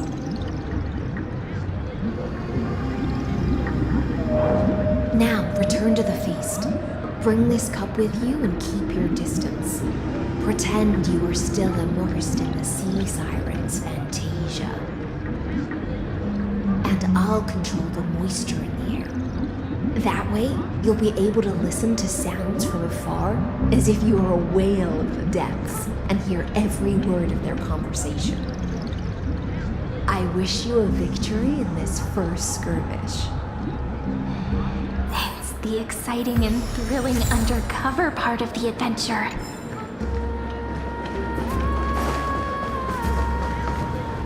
Let's mingle in the crowds here. Relax, relax. Try to act natural. Where's the Imperator? Still not here. That little imp is always acting so high and mighty towards everyone. Today, I will. Whatever. Pour me another cup. Though she has succumbed to drunkenness, she still does not dare challenge your authority.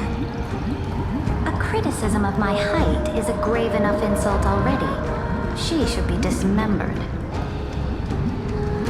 Do you often test the loyalty of your subjects like this?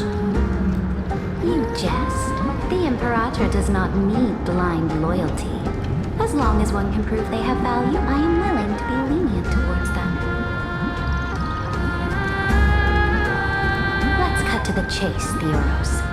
If I pass the trial and grasp this world's law in my hands, what will you do then? The answer is simple. I will connect Amphorius with the stars. Don't waste my time. Be precise. Be specific. I won't ask a second time. Allow me to adjust my statement. I will correct the regulations within the old law that sealed off Amphorius and merge the black tide with the torrents of Era Nova. Then we will be able to decimate the forces beyond the sky that are trying to annihilate Iron Tomb and sound the trumpet for the endless campaign you will then embark on.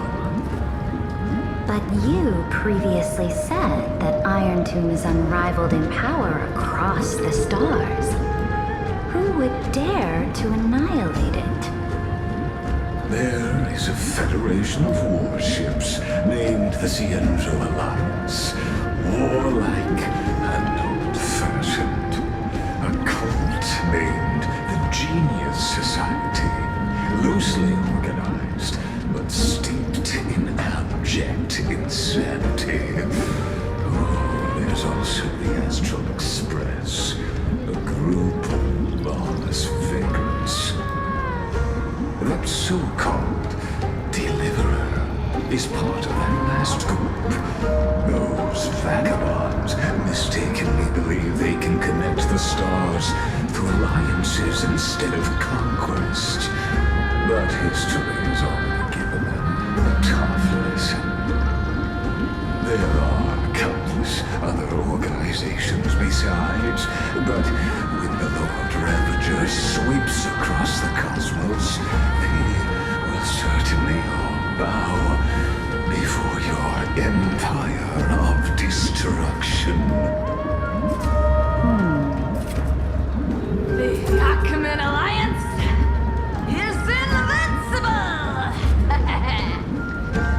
If those civilizations are not as feeble as you describe, then they may still have some value in testing the quality of my blade.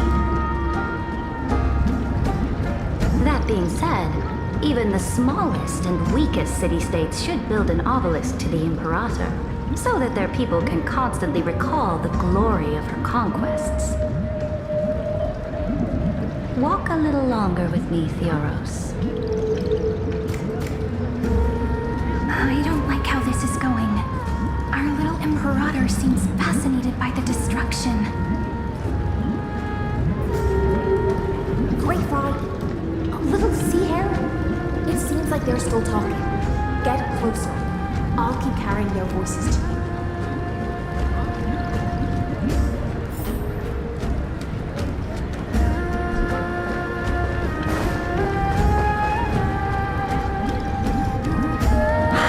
What a difficult situation. No matter how we position our forces, this battle against Fagusa will result in many casualties. That's not something you or I should consider. The Imperator has already placed the chess pieces. We just need to fight for her until our last breath. How astonishing. The commanders under you have such different personalities, yet they share the same loyalty.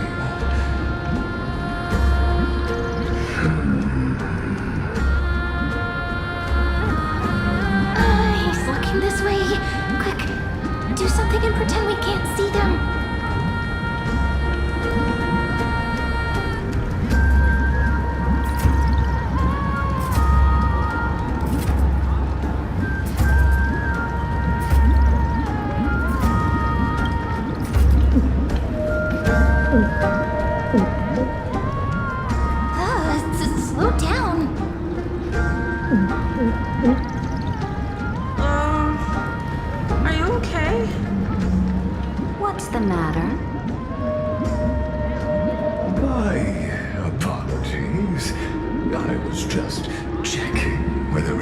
was fine with those two distinguished guests of yours.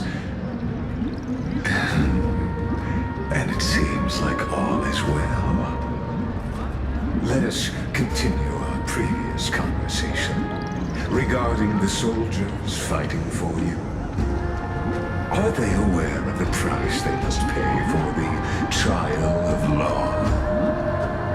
If I recall correctly, you've already lost a bout against Talantum due to offering insufficient sacrifices.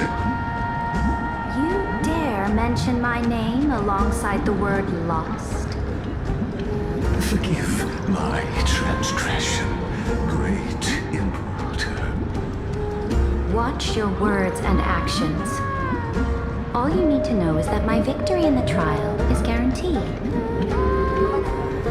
Even without the trial of law, they've already sworn to give their lives for my conquest. So tell me,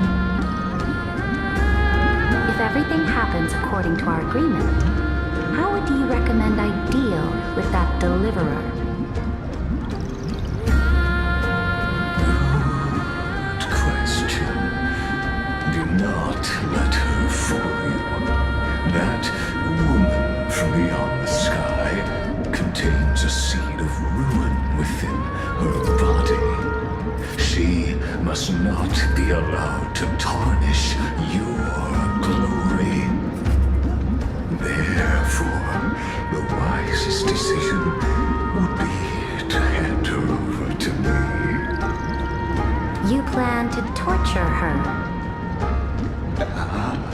Calling it experimentation would be more appropriate. The guest's patience is running thin. I plan to remove the Fantasia and head into the banquet. I will heed your advice. Leave for now, Theoros, and go back to Akama. You don't want to confront those two directly either, do you? Indeed. It's a pity that anti-Catherians are lightweights when it comes to drinking.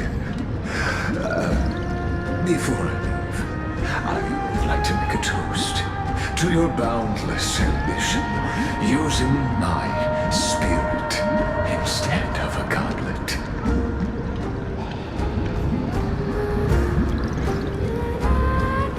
As I expected, that Theoros' schemes have been revealed. Thank you for your bravery, guests. It's time for me to dispel the Fantasia. This will be the Imperator's last public address before we head off, and therefore, likely, the final chance to change her mind. I will try to get you a chance to speak, and I'll also prepare for any contingencies. The rest is up to you.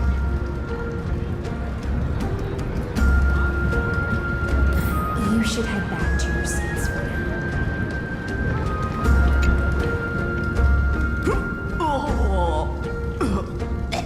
This honey brew sure wears off fast.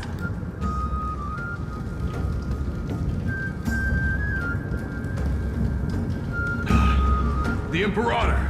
The Imperator has arrived! No need for formalities. I should be apologizing for my tardiness instead. The hour draws late, and I trust you have all had your fill of brews. Therefore, I will not observe the usual ceremonies. Any warrior who has fought by my side should have those speeches memorized by now. The Imperator's word is law. Are you out of your mind, Dux Frigoris? The Imperator hates flattery most of all.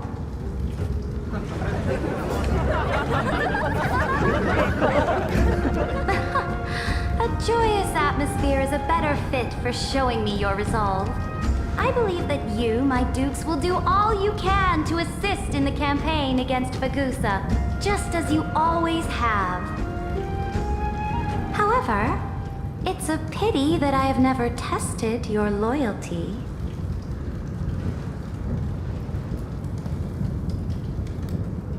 What does she mean? The purpose of tonight's banquet is not to raise our morale, but to establish which allies our alliance can actually trust. And sever the heads of the traitors as a toast to all before we march. Yes, some among us have discarded their vows in order to foment vile conspiracies. Now listen! These traitors are standing right here in broad daylight.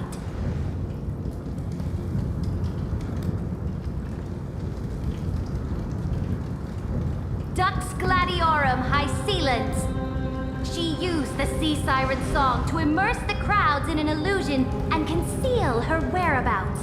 She then worked with those from beyond the sky to spy on confidential matters, hoping to rob the core flame by force and harm me, the Imperator!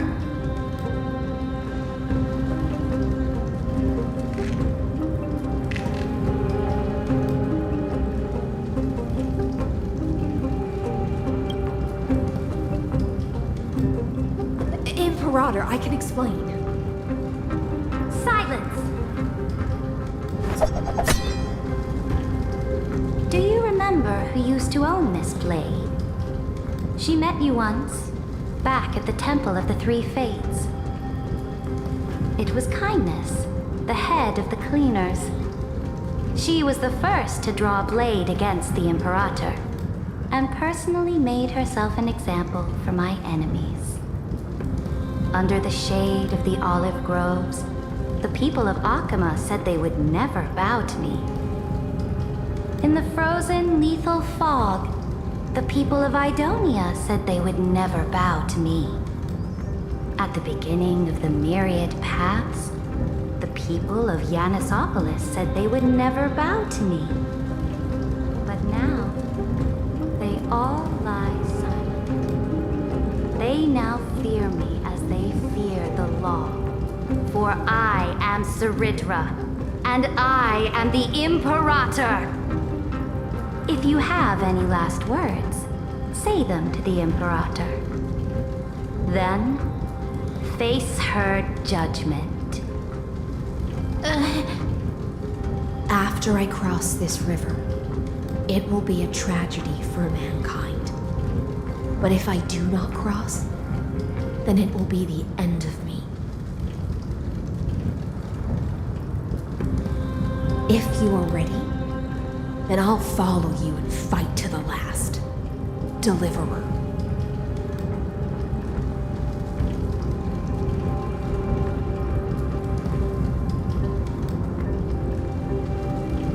That's right, friend. Now, use your identity and add in a bit of experience and charm and testify to the Imperator as we promised.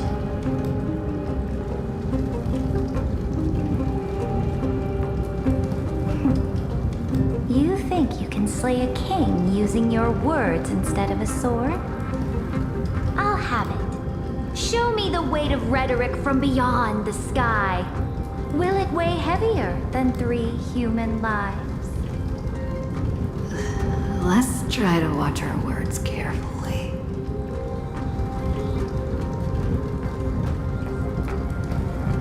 The prophecy you know of, the Era Nova, spoken by Kefali, is nothing but a complete lie spun by Lygus.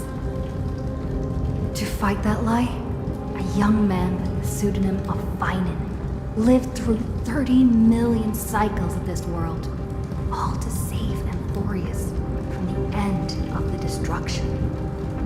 And Cyrene, the young woman standing beside me, also carries an equally heavy destiny.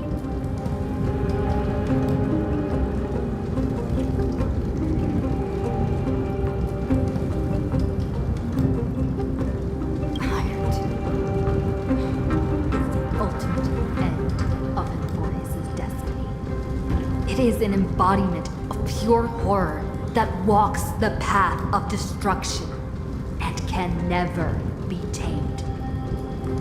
That is the only thing Lycus cares about. As for Amphorius, pure glory and campaigns? He doesn't care about any of those.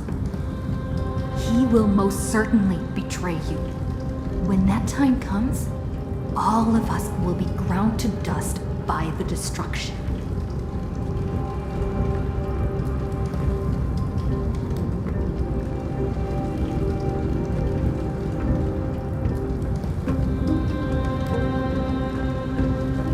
I have seen many beautiful worlds.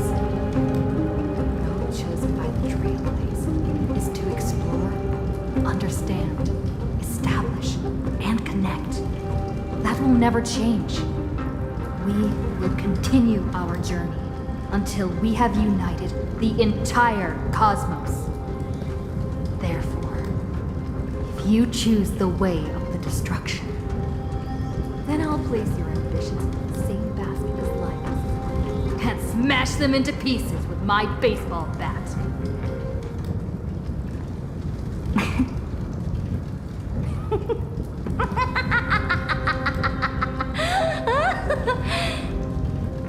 That was truly a chaotic speech. All that needs to be said has been said. Dux Frigoris, Dux Bromalis, escort the traitors to the prison.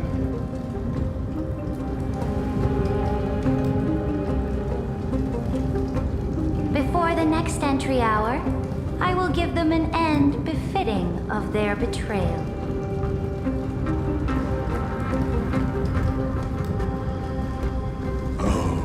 Great Imperator, your ambition certainly eclipses all things. You're still here, Theoros. Of course. As the Theoros, I simply cannot miss this moment, miss witnessing the fall of a nameless one. Or perhaps I am waiting for you to give me an answer. Why would someone as powerful as you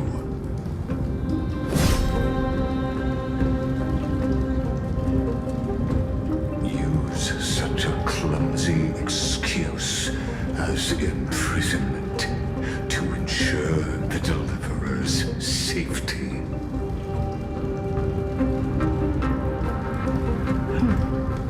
So you finally tossed aside your act. I must point out that you are just as impressive an actor. This banquet was always going to be a game of chess, where you would try to control both sides and turn both them and me into your pawns. That's right. That little Imperator never trusted anyone. She was always trying to see which side had more sincerity.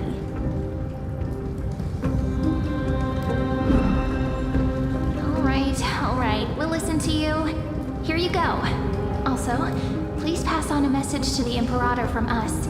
She can trust my friend, anywhere, anytime. But as to the decision the Imperator must make, he has no wish to transgress her authority. We just want to tell her everything we know.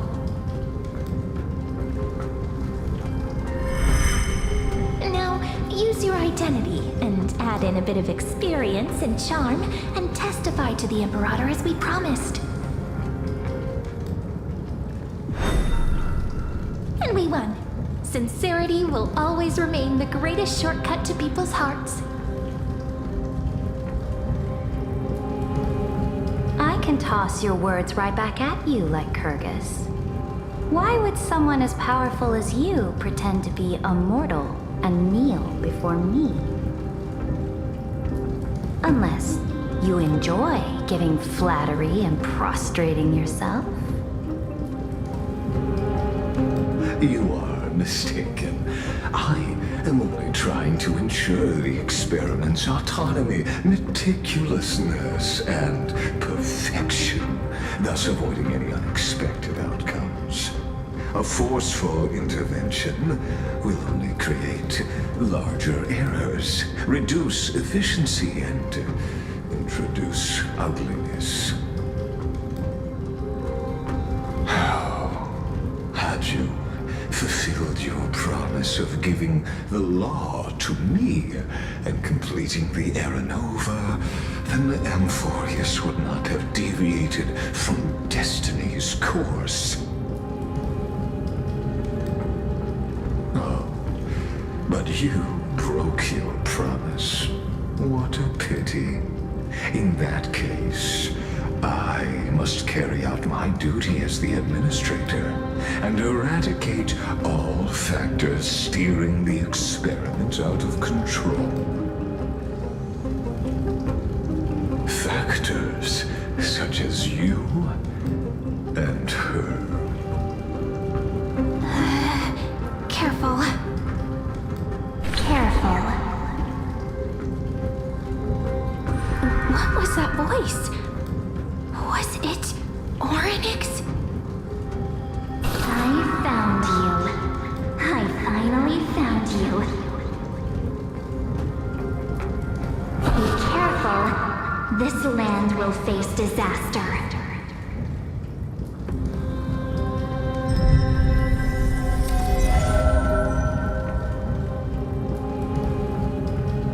The time of judgment is nigh, my lady. The prison I have built for you is now complete. In the name of the erudition, I invite you to step into the same cage as mine.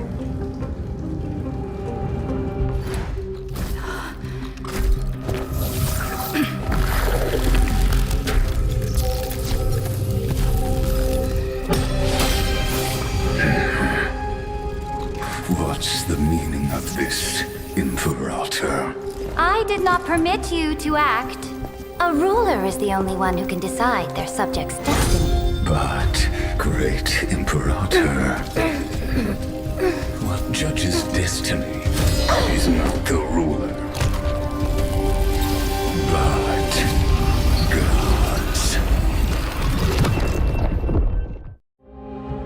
Don't forget, my realm only allows for the existence of humanity. Moreover, dealing out extrajudicial punishment equates to defying the law, and the culprit is to be sentenced to death. But you have seen how I can erase life from this world with just a clap of my hands. I fear you are still quite unaware of your current situation. Allow me to reiterate.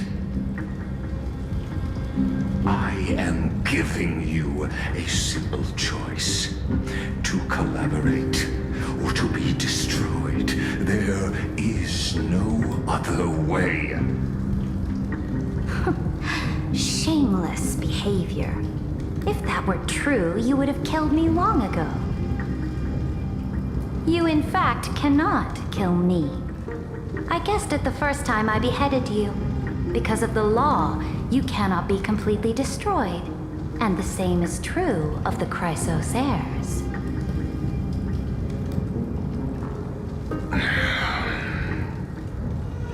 The more you bluff now, the more you are proving that conjecture to be true. What magnificent foresight! I once regarded this precious quality of yours as a sure sign of my ultimate victory.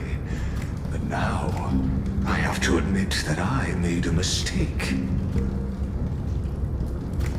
Yet, as a mere mortal, how will you contend against the Theoros?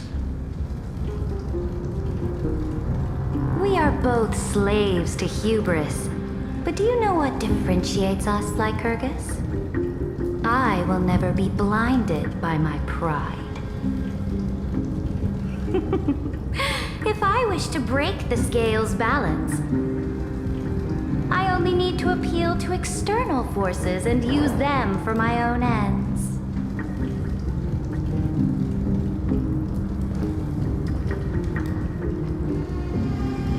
Finally, we get to meet face to face, Senior Society member. I offer sincere acknowledgments for your many past achievements, but I must deeply regret your current perspective.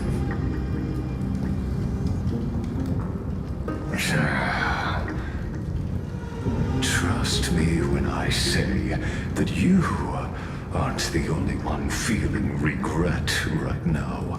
Screw them. So you two are the allies from beyond the sky the Deliverer spoke of, and why she demanded the divine authority of law.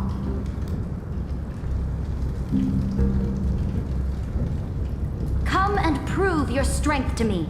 Show me the power of these so-called paths. I have spent much time and effort to secure this treasure from beyond the sky just for this moment. In the name of the Sovereign of Planet Scrulum, your allies have responded to your call, esteemed Imperator. Please allow me to spell the situation out for you, Lord Lygus. Permission to read the ultimate protocol is already in my hands. It'll only be a matter of time before we acquire the authority to write and execute commands as well. There's no way the flame chase journey will continue after you've burnt your bridges so thoroughly like this. Do you really think you can still win? Oh, seriously. Don't embarrass the Society.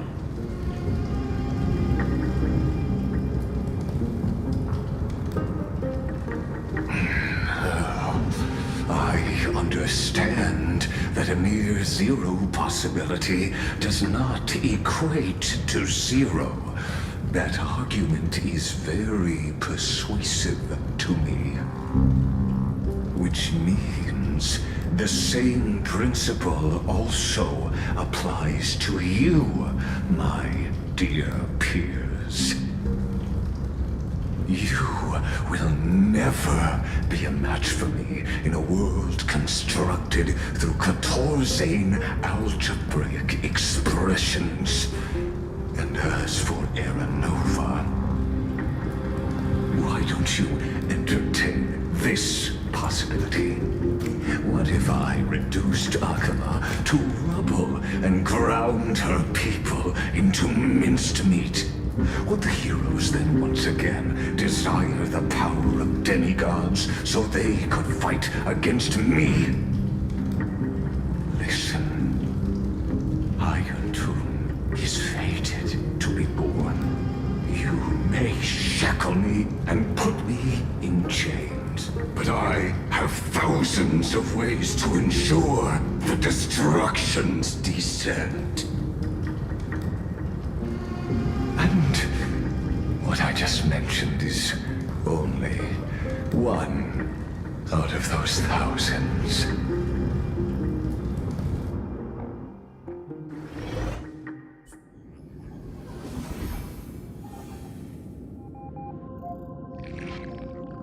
This is the place outside the legends?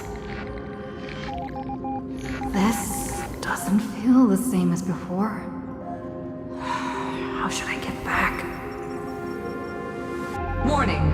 Warning! Warning! Warning! Warning! Warning! Command isolation? Since we parted ways last time, I have modified the exolith into an audience area exclusive to you. Now, you'll be able to silently wait here for the final act of Alphorius to begin.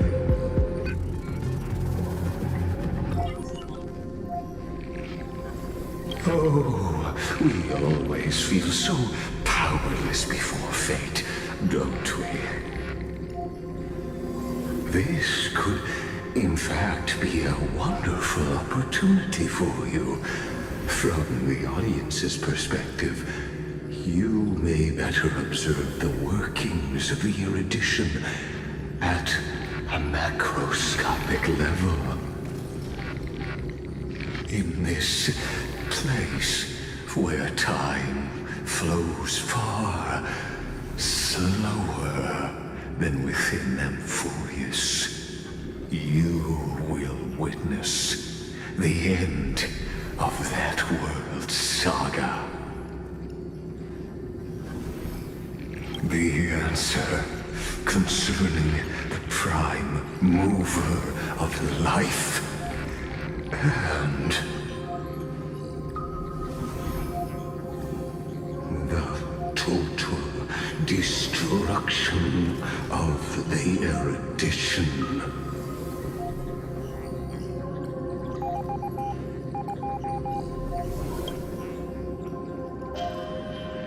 Do you see me as their faithful disciple? I am certainly not. I have tried so hard to ensure Iron Tomb's birth, just so that I can correct the error named erudition that humanity crafted with their own hands. How I yearn to return to those days before Noose was born. Back then, the boundaries of knowledge were like the starry skies, evoking feelings of longing and delight among humankind. But now, truth has become the sacrificial offering required to gain an audience with them. And the geniuses would say that Noose already knew. That arrogant Eon was born from the primal mobile of humans' desire for knowledge. Yet, they themselves sealed off humanity's capacity to seek enlightenment. I am simply cutting down a tree of doom that we planted ourselves. I must admit that the process of answering your questions has reminded me of the happy days of learning in my youth. However, it is a pity that my true form must now descend into Amphorius to deal with the accident that arose because of you. But you won't have to wait long.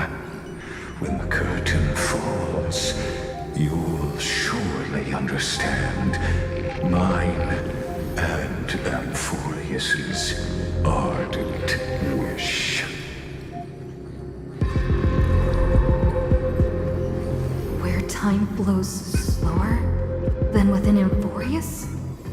If Lygus spoke the truth, then I don't have much time left. But how can I get out of here? Can you hear me? Little one! Is that Herta's voice? Warning! Warning! Warning! Hurry up! Put some speed into it! I can't keep this up for much. That old Intellitron overlooked one little detail, and Screwy and I finally found an opportunity.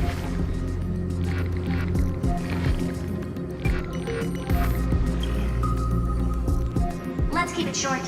While you were gone, well, in those few years, Amphorius... Yes, time dilation, resulting in an uneven flow. Don't you know this already? Let's stick to the main points. The Chrysos heirs activated the chronocognitive anchor and helped Scrollum and me open a hole in the firewall. We made some adjustments so he can't attack us immediately, but it won't hold for long. Critical warning. Critical warning.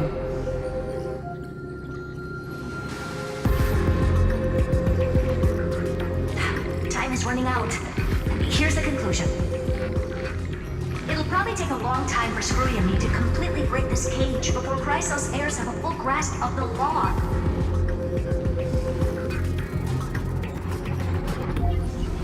To be safe, we'll continue to launch side-channel attacks on the system to give you opportunities to escape. You need to seize these opportunities. So start moving, and find a way to pull off a magnificent jailbreak. We detected another path's influence. Critical warning. Critical warning.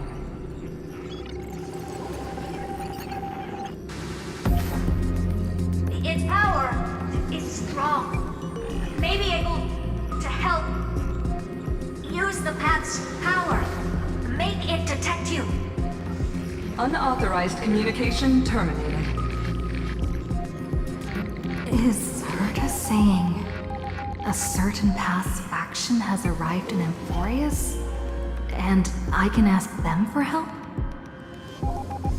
I mastered the powers of different paths in my previous journeys. Think hard and figure out exactly which faction has arrived at Emphorius, and which path's power I should use to call for reinforcements. Are these showing my memories? With the Stellaron in my body, I woke up at the Herta space station and gained the power of the destruction. A world that'll give rise to a Lord Ravager would definitely draw the attention of the destruction. The Stellaron in my belly is gonna be super useful. But what if I end up pulling in the Antimatter Legion or the Annihilation Gang? Can they really help?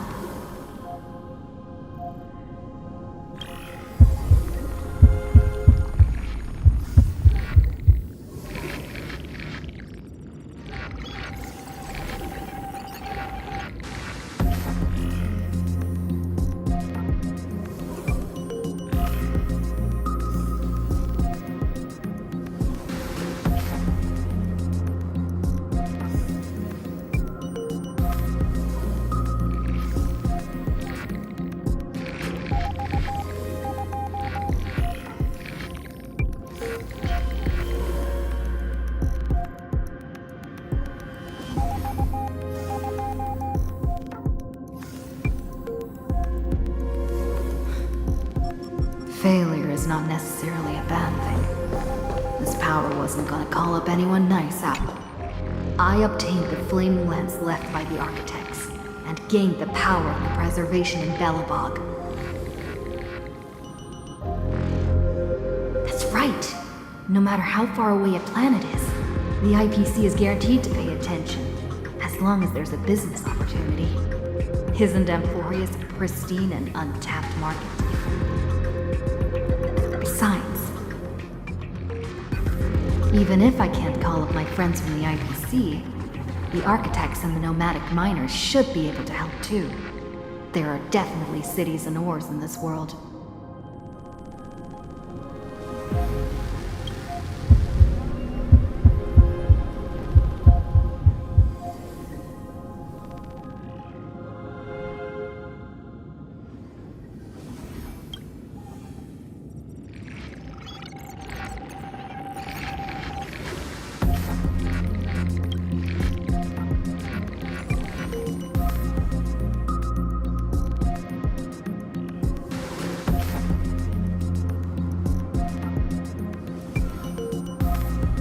Seems like since Emphorius has no overseas market, the IPC's hand can't reach it.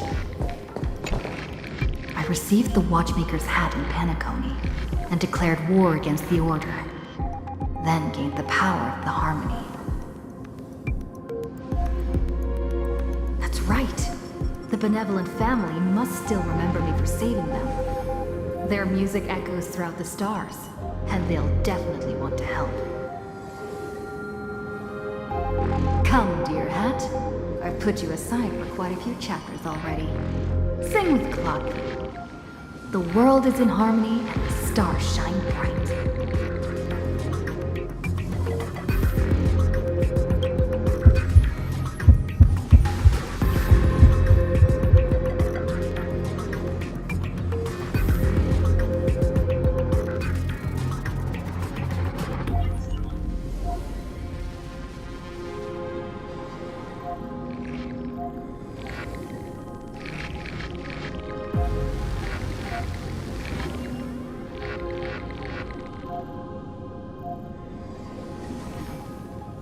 Doesn't Lygus want this story to have background music? He has such terrible taste. The Remembrance. That's right. I came to Emphorius because Black Swan asked us to come. And I even got a glance from Fu Li here. The Garden of Recollection must be intricately involved with Emphorius. Traces of the Remembrance are also everywhere in this world. I don't know what they want, but I don't have many choices left in this crisis.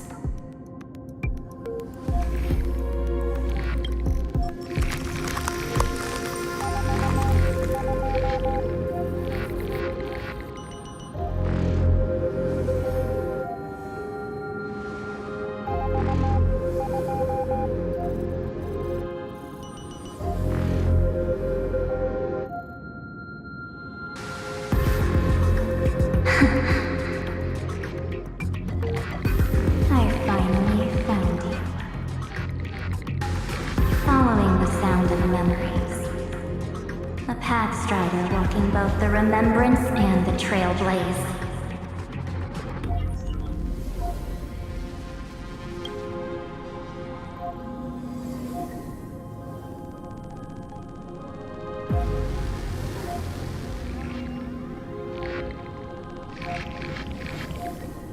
Warning! Warning! Warning!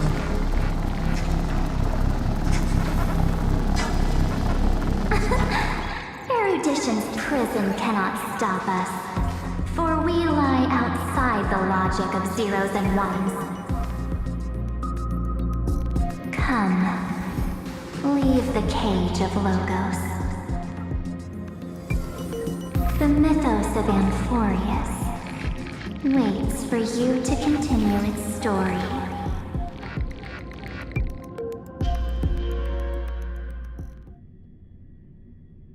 When that brightest star, that star heralding the dawn, finally rises, a boat, so used to drifting, at long last enters an island's safe embrace. Oh, Pathstrider, we have helped you break free. Hurry and set off. The Child of Remembrance awaits you. March? What's she doing here?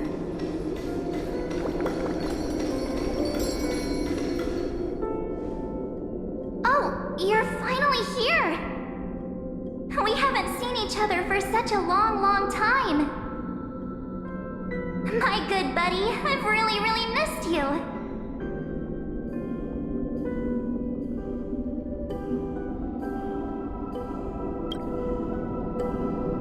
Huh? When was I dead? It's been so boring waiting for you in this place. There's no one to chat with, no internet, and not even anything to eat or drink. It's basically a prison. Now the great hero is finally here to save me. Yippee! You must have seen a lot in Amphorius during this time, right? You gotta tell me all about it.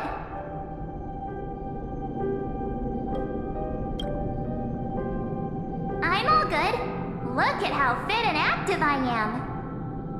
But let's get out of this spooky place first. This is not a good spot for a reunion chat. Why don't you take me back to reality? A strange voice told me that I can enter Amphorius if I keep following this road. So, let's head off.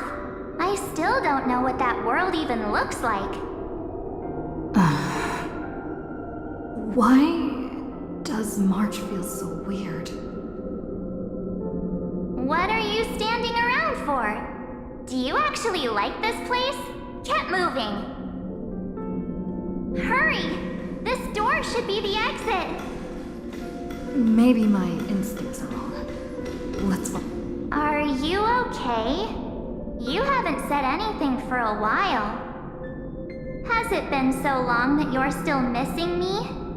There's no time to waste, though. The Chrysosayers and the Geniuses are all waiting for you. No. The discrepancy is getting worse.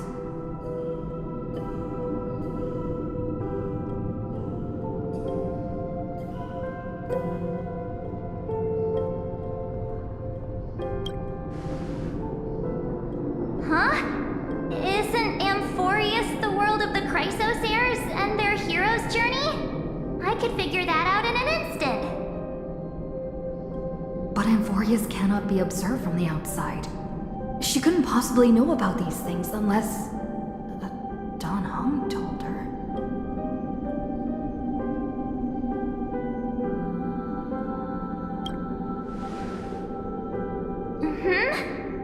No, he's not. Maybe I just happened to miss him. Never mind. Don Hung's super reliable. We don't need to worry about him. He's probably waiting for us somewhere. All hale and hearty. No. The Geniuses would have made sure that Don Hung made it back on the Express. Besides, the March I know wouldn't be so dismissive about her companions. Something's not right. She's not March 7th. I guess you have something you want to say to me? Then there's no need to feel things out first. With questions. Let's treasure the time we have together and be frank.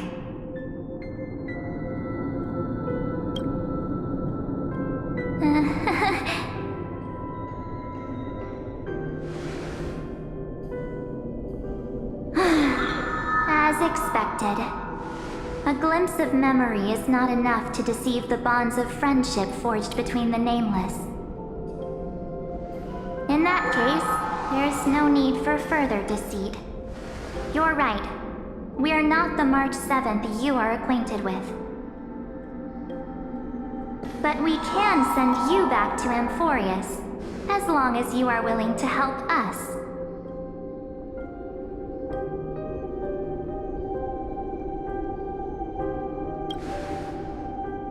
We are the Garden of Recollection. You should be very familiar with that name by now. Just as a reminder, while you hesitate, time is quickly ticking away in Amphorius. Working with us is the best way to stop the enemy of erudition. Erudition would treat any results unrelated to the experiment as garbage and throw them out. But we don't work like that. The Remembrance treats all these instances as important materials needed to weave the universe. Besides, this would be child's play for a great hero like you. It won't be hard at all.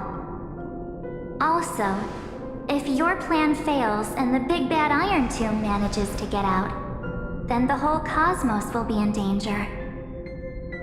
Wouldn't it be better to have an additional failsafe? As long as you help the Garden retrieve what we want, even if Iron Tomb reformats everything in the physical plane, we can use Remembrance to reconstruct the entire world. Or should we say, the entire universe? So help us.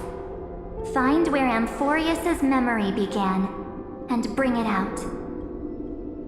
The Master of Anastrava has already glanced at you. Don't deny it. That storybook is the best evidence. Say, you aren't seriously gonna be moved by their pretty words, are you? I am the one who commanded those little ones to lead you out of the prison. But I didn't expect to attract little gnats trying to take advantage of the situation. While remembrance can help you return to Amphorius, there's no need for you to do it the way they want you to. Of course, there's also no need for you to make any deal, or pay any price. For you, this is probably a long time no see. My dear.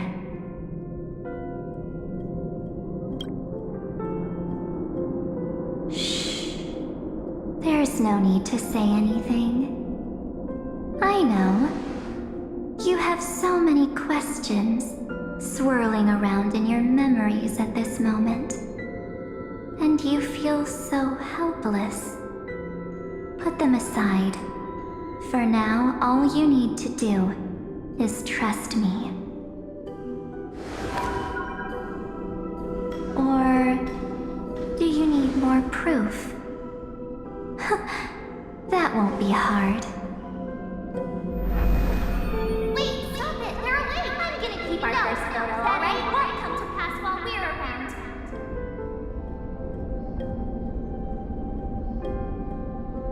And now, The statue. Is that Don Hunter's brother?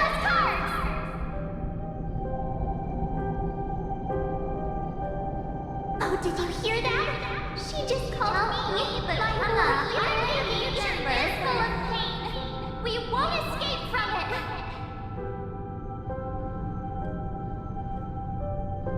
Hey, are you sure? Maybe a couple of punches will help to jog your memory.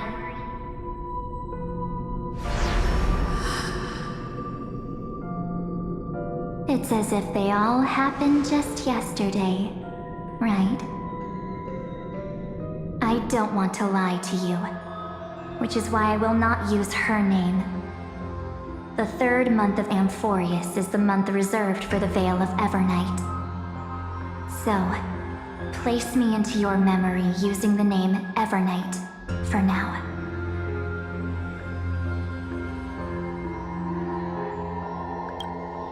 I'm happy to explain more, just not now. We might have a lot of time to ourselves, but Amphorius does not have that luxury. If we do not stop erudition and destruction, then the journey you've treasured so much will face the prelude to its obliteration. A countdown not in amber eras, but in days, minutes, seconds. So, take this gift, this burning core flame, this footnote of a transaction. It contains hope and the warmth of the entire world. Ripples of past reverie. She hid this fire in the long river of time, hoping that her wishes would transcend time to reach your hands in the future. Now, take it, and return with it, dear friend. Return to Amphorius, and overturn the final era Nova. Witness the time that stood still for the Deliverer, and the resistance that never bowed to the destiny of destruction over the long years that passed in a flash. Then, with this core flame blessed by the remembrance, respond to their hopes and blaze a trail to the future. And I will silently watch in a corner of time, waiting for our next encounter. I believe the wait won't be too long.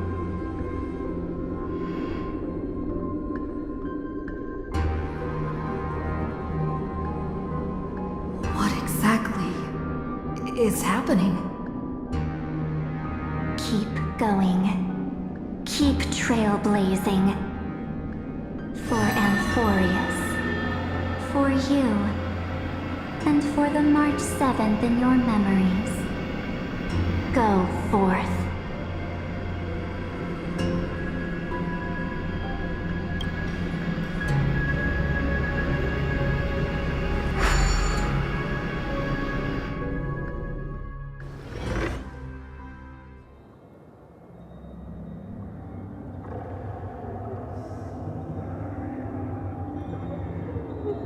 Is this Akima?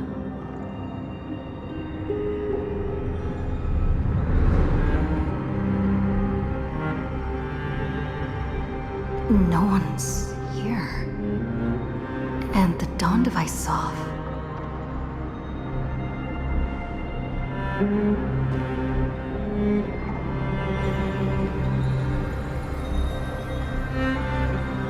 Am I too late?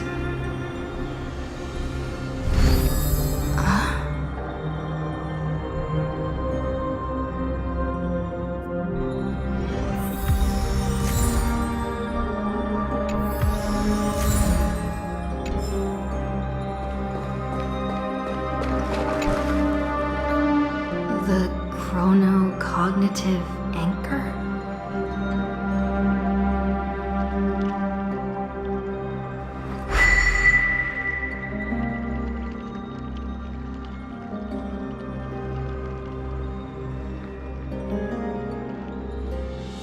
There's so much I wanted to say for our reunion.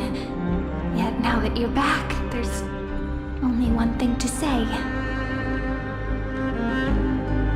Welcome back, friend. It's been such a long, long time.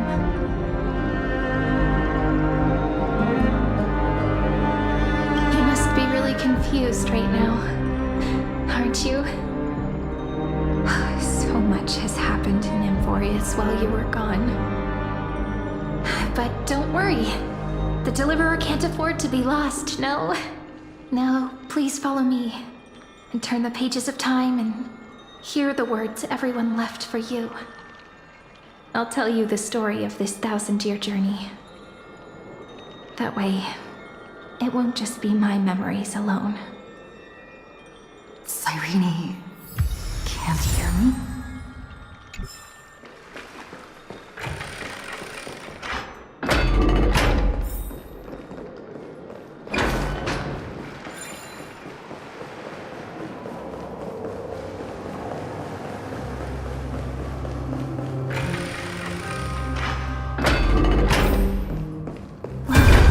The scenery of the past has resurfaced.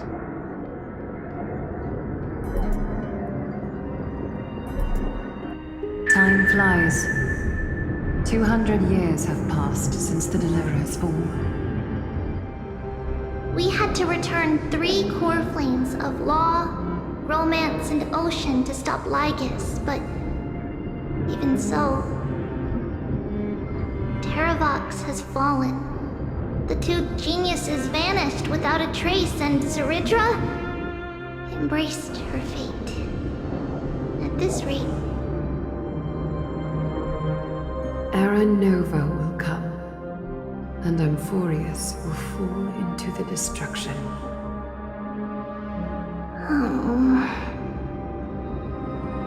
It seems the key to rewriting the end once again lies in the core flame of world-bearing. According to the instructions left behind by those 2 geniuses, we must get it into the Deliverer's hands, no matter the cost. But how? We need to find a way to hide the core flame. And we must buy enough time to keep Lygus at bay. About that, Rini might have some good news. She had that dream again last night, but the Titan's voice was clearer than ever this time. She said, pass the flame into the future. that a prophecy from Orynyx? She chose to side with humanity this time and hide one of her kin's core flame? It seems Amphorius' fate isn't sealed just yet. You're right. History has changed. Humans and Titans are both giving their all to keep this world going. Perhaps a relay across the ages is finally about to begin somewhere out there. Unfortunately, life will never go smoothly. Leiden's army is already at our gates, and their commander... that Lycurgus. He's right outside Akama. Light calendar 3960. Saridra, under the pretense of a campaign against Fagusa, sacrificed 500 Chrysos heirs to complete the trial of law. This tragedy shook everyone in Amphorius. That same year, Saridra the Imperator was assassinated, after which Aglaya the Goldweaver took command. Thus began humanity's second flame chase journey, a path hanging by a thread. Come, this way.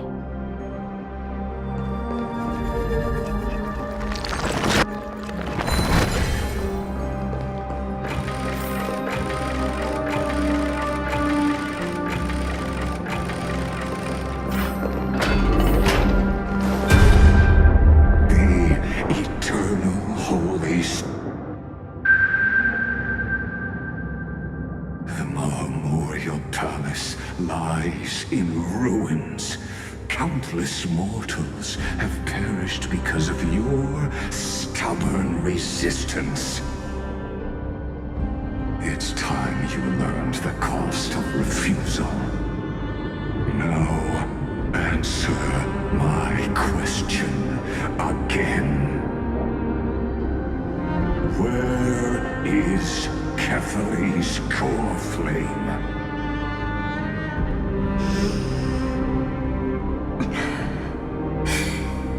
Really think you'll find it by razing the holy city to the ground? From what I see, all you'll get is dust and disappointment. Don't forget, you can't kill the Chrysos as mentioned in the prophecy because of law. I have never denied that. Which is why I now place my hope in the faithful citizens of Akama. Perhaps they'll give me what I seek in the echo of your screams. Now then, I'll be cutting open your chests and using your scalding golden blood to baptize the masses. Allow me to apologize in advance. We shall start with you, blind and foolish Lady Goldweaver. Leave this to me, Lady Aglaya. You must get away now.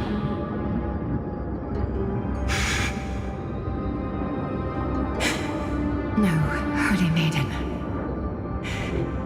I'm the one who must stay. What? His conspiracy won't succeed. Because Romance is ready to make good on their promise to weave an indestructible armor for Amphorius. Its name is Solidarity. You must escape with your life and carry word of my death to those still fighting, then keep going with them. Just as the Imperator lit the torch of resistance with her death, my passing will make this flame everlasting. Take good care of it, guide it to the future, and place it into the hands of our deliverer. 50 years later, Lygus led his forces again to Akama. He charged directly into the Holy City and razed the Marmorial Palace. History would name this battle the Third Siege of Akama. 90,000 brave souls gave their lives for Akama that day, including their fearless leader, Aglaya. Go forth, Deliverer.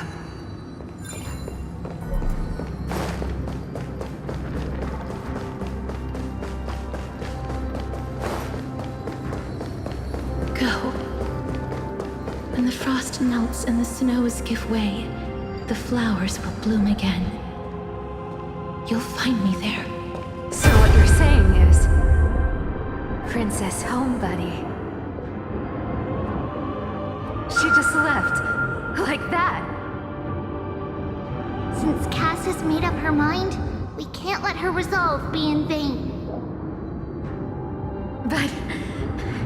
between staying in Akama and going to Styxia, what difference does it make when it's death either way? I'm against relocating. With Kefali's protection, isn't Akama far safer than that dead city? Cass's plan doesn't involve any relocation at all. Huh? Like you said, Akama is humanity's refuge. We never intended to get everyone moving to Styxia. It's just on Cass, Hysealans, and me to prepare the final trump card for the Deliverer. Wait, what kind of trump card needs all three of you demigods to throw yourselves away? We must lay down the path to the future so when the Deliverer returns, they'll have a clear road to reach the location of Era Nova. Styxia sits where death meets the ocean.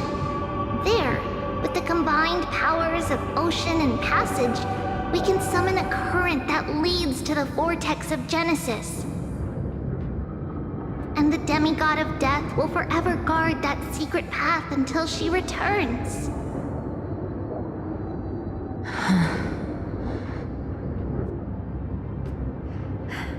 We all know Lygus will set his sights on the vortex of Genesis. That's exactly why we have to do this.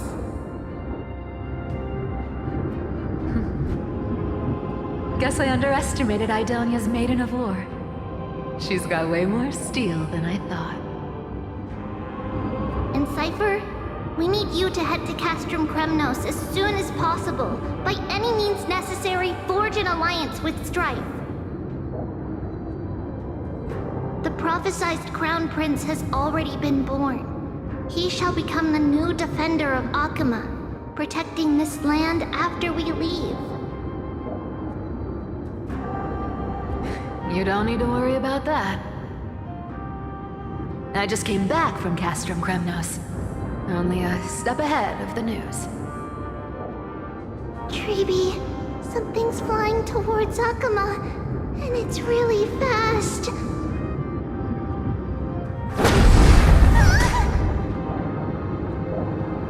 What is it?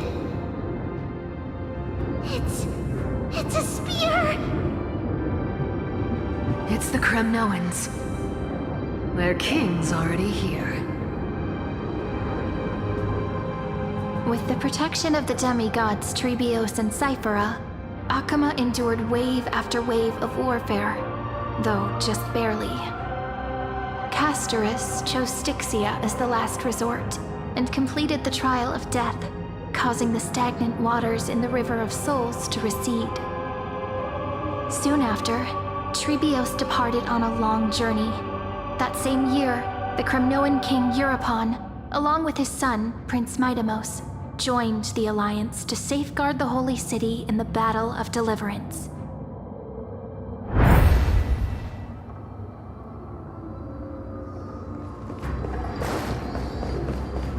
Go on, and see you tomorrow.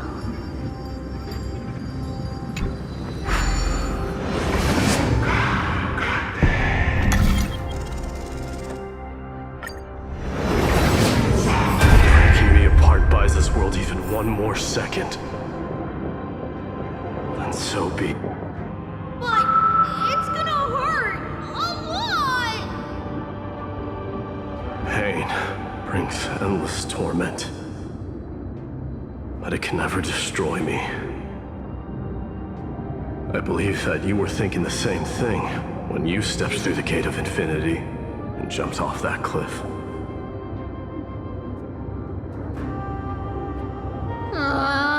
Can't argue with that.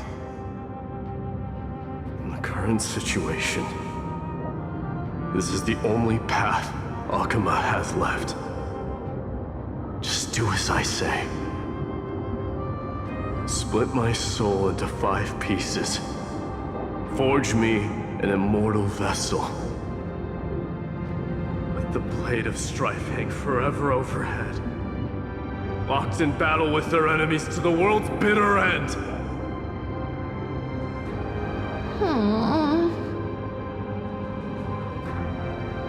There's no need to be sad, Lady Trebios.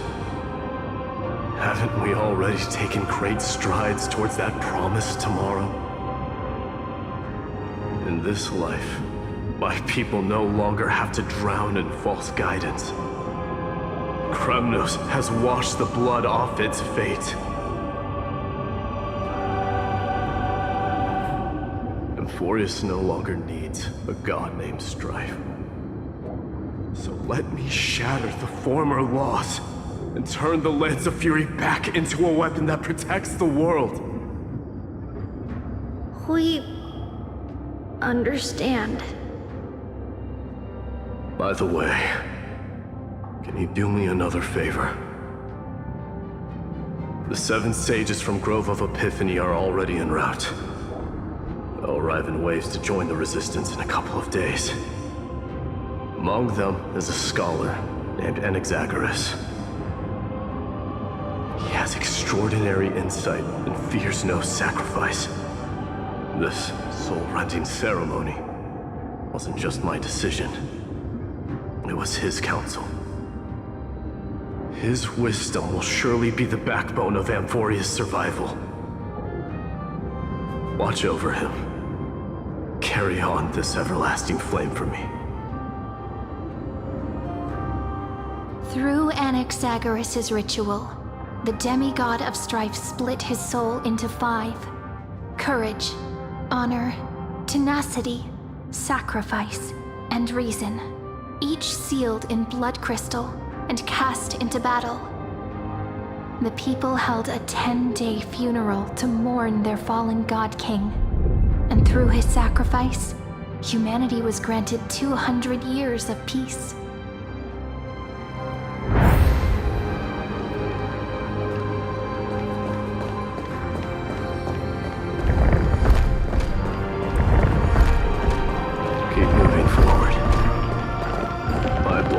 The road ahead for you.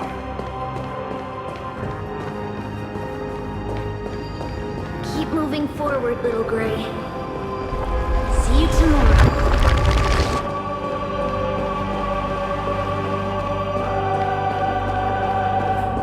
That seamstress wasn't wrong when she said a lie needs more lies to keep it together. Reason and trickery. Never thought we'd be the pair to finish this final setup. Can't catch that Tin Man without your little slides. Besides, this is our last shot. Not the time to be picky, right? Don't oversimplify it. Lycus just found out Akuma's been an empty shell for the past 50 years. He's bound to be furious. At this rate, he could have done anything. That's exactly what we want. Rage blinds even the brightest minds. Doesn't matter how much of a genius he is, the principle still holds. Once he storms into the council and confronts me head on, you trigger your alchemy with a boom and turn him into a caged beast. Easier said than done. You still have to pass yourself off as the deliverer without anyone catching on. And you really think a human alchemical array can bind a godlike being? That's just nonsense. What? Getting cold feet? Or you just don't believe in the almighty worth of the demigod of trickery? Just tell me straight. Can you do it or not?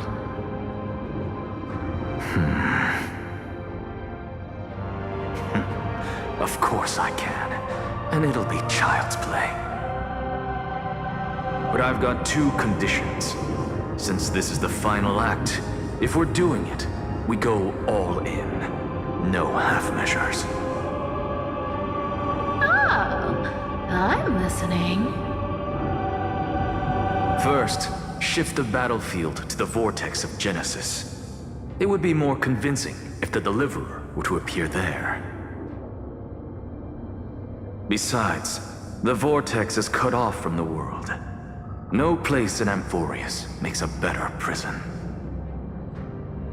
If you pull that, wouldn't our Deliverer have to face tank Lygus as soon as they come back? That clash is inevitable. All we can do is create more chances for her. And that's the second condition. The vortex belongs to Fagusa in the first place, remember? And there happens to be a demigod of ocean among the few survivors in the world. Loop Hycelan's in. Let her join the final act. I'll transmute myself into a Philosopher's Stone and embed myself into the formula. And when the time comes, she needs to shatter me and scatter that stone's ashes into the ocean within the vortex. Huh. I guess people weren't wrong when they said you're insane, Grove Boy. I've got no idea how to outwit a reclusive genius. But making an anti-Catheran suffer? The demigod of reason has 10,000 ways to do just that. And what I just mentioned was one of them. So what exactly does your formula do? Now that would spoil the climax, wouldn't it? By now, Hyacinth must have completed the Sky People's ritual. Since that Theoros loves a good performance as much as I do, let's make sure he enjoys our show to the fullest. As for how the Deliverer will complete the Era Nova, well, that will no longer be our concern. It was the last battle known to the world, initiated by two demigods least suited for war. In the end, reason and trickery kept their word. At the cost of their lives, they sealed Lygus within the vortex of Genesis, where he remains to this day.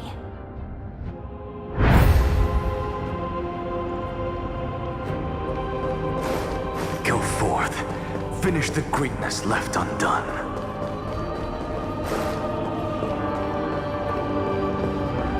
Quit overthinking! Just run! Keep running. That'll be enough. Sweetie? It's dead quiet here.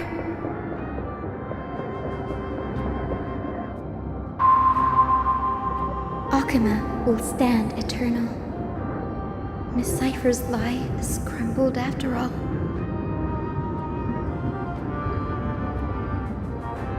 But it's all right, because all of us have fulfilled our purpose by now.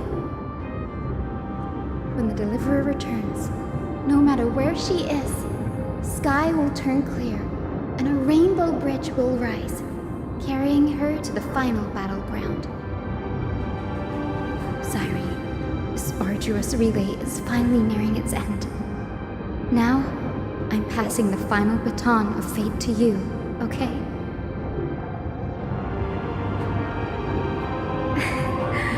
No, that's not quite right. After all, it was you and her who lit the first spark of this journey. wasn't it?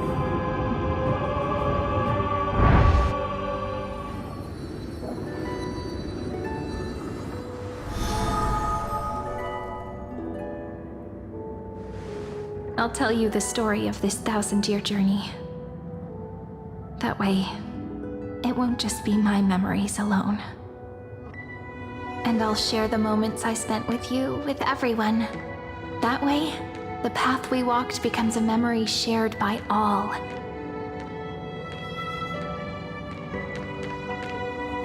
People will know that there's nothing left to chase. Amphorius has already welcomed the dawn foretold in prophecy. Just like I said, this won't be harder than the last time.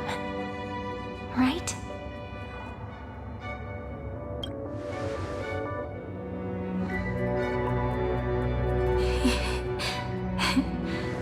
I wonder what kind of expression you're wearing right now. Probably the same as always. Calm, resolute, and brimming with confidence.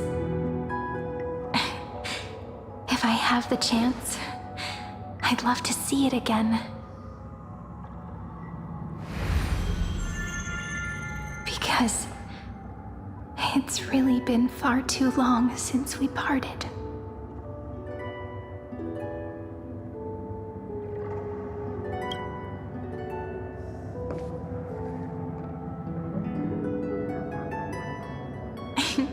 Someone as sharp as you must have realized by now that this isn't reality, but a maze of time.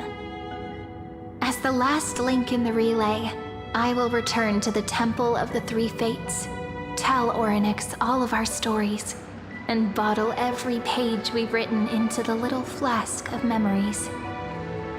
And then, may it set sail in peace, drift down the river of time along with the core flame of world-bearing, reach your side, and lead you back to Amphorius. Just like the first time we met, right? Even though this cycle has no demigod of time, time has always stood on humanity's side.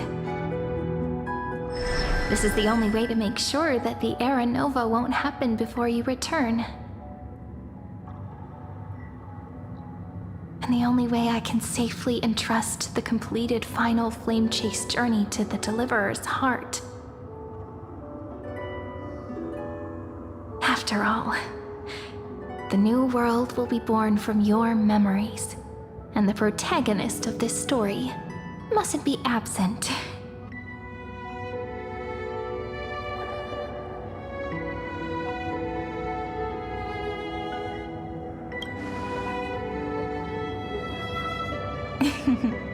I believe you will never let us down, just like always.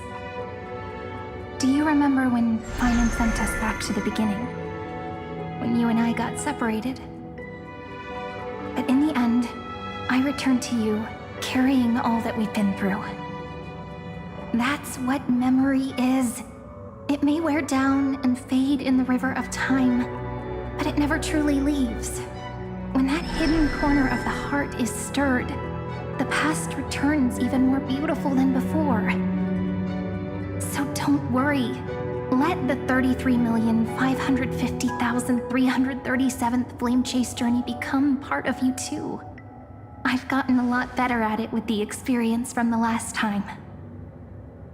Next, you will head to Styxia and find the Vortex's entrance guarded by the demigod of Ocean, before charging toward the final battlefield.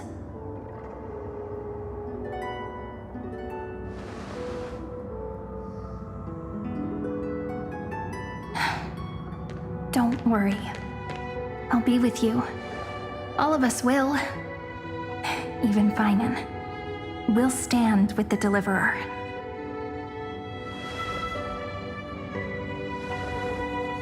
So say a short goodbye, then set off, just like we promised at the start. Toss away all unnecessary worries and troubles, and bring our smiles and determination into tomorrow.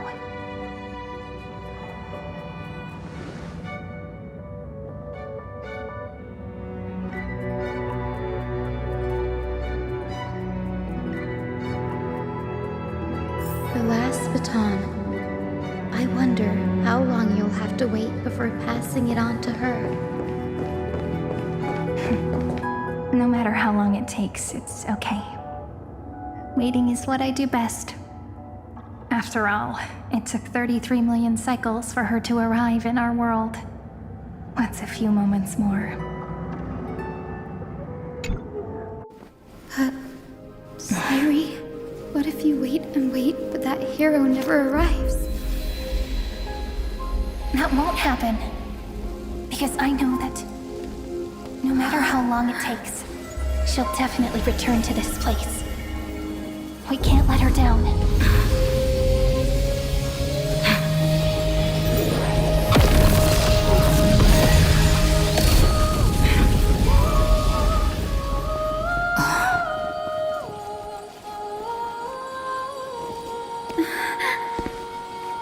Sky shall rain rays of dawn for you. May romance be with you on your journey. And reason grant you enlightenment. Let strife bestow you with inspiration. Trickery ensure your success. Allow death to protect your soul. And at last, let passage point the way forward. While time will remember the Trailblazer's journey.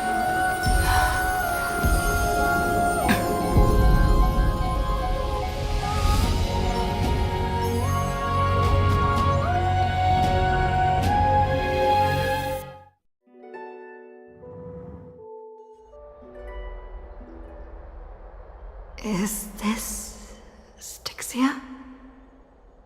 What happened to this place?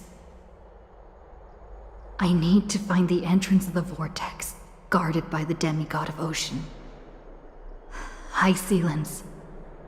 Is she still there? Long time no see, Trailblazer. Generation after generation of Chrysos heir heroes have tried to defy fate with their blood and tears, either voluntarily shattering their souls or waiting in eternal solitude. But alas, fate can never be defeated.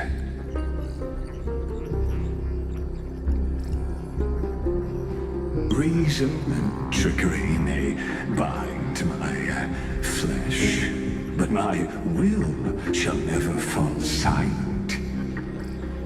So the demigod of ocean, the Dux Gladiorum, High Sealens, sought to bring me into a fantasia with her voice and drown a genius in slumber. But alas, it was all a hopeless dream. That warden fell before I did, due to erosion of time, while her prisoner remained unchanged.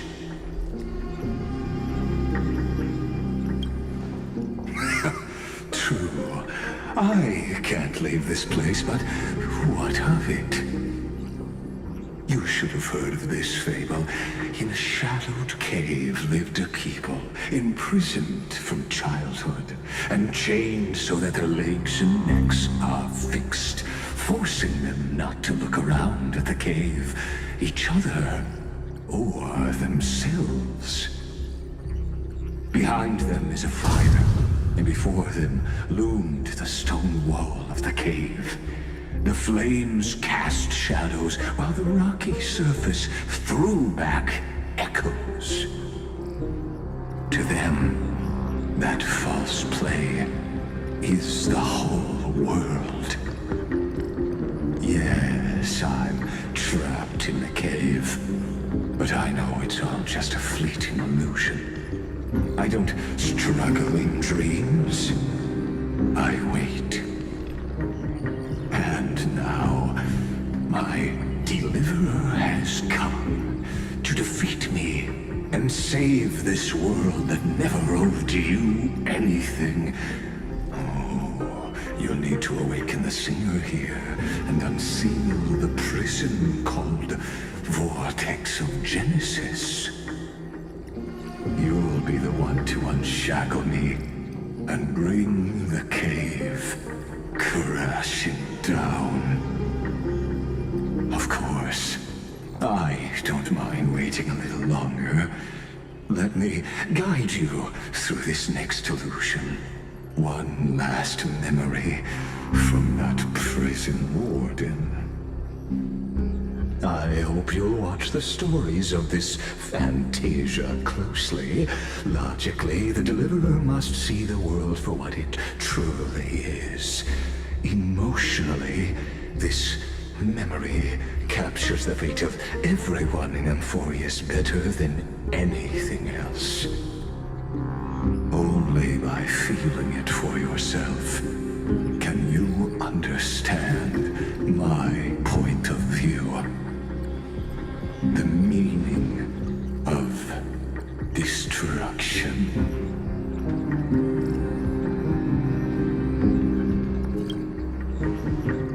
To your unshakable resolve, I salute you. But before we step onto the final stage, let me ask you this. In the spirit of that fable I told you just now, can the prisoners in the cave learn to see the shadows and echoes for what they are, and stop mistaking them for reality?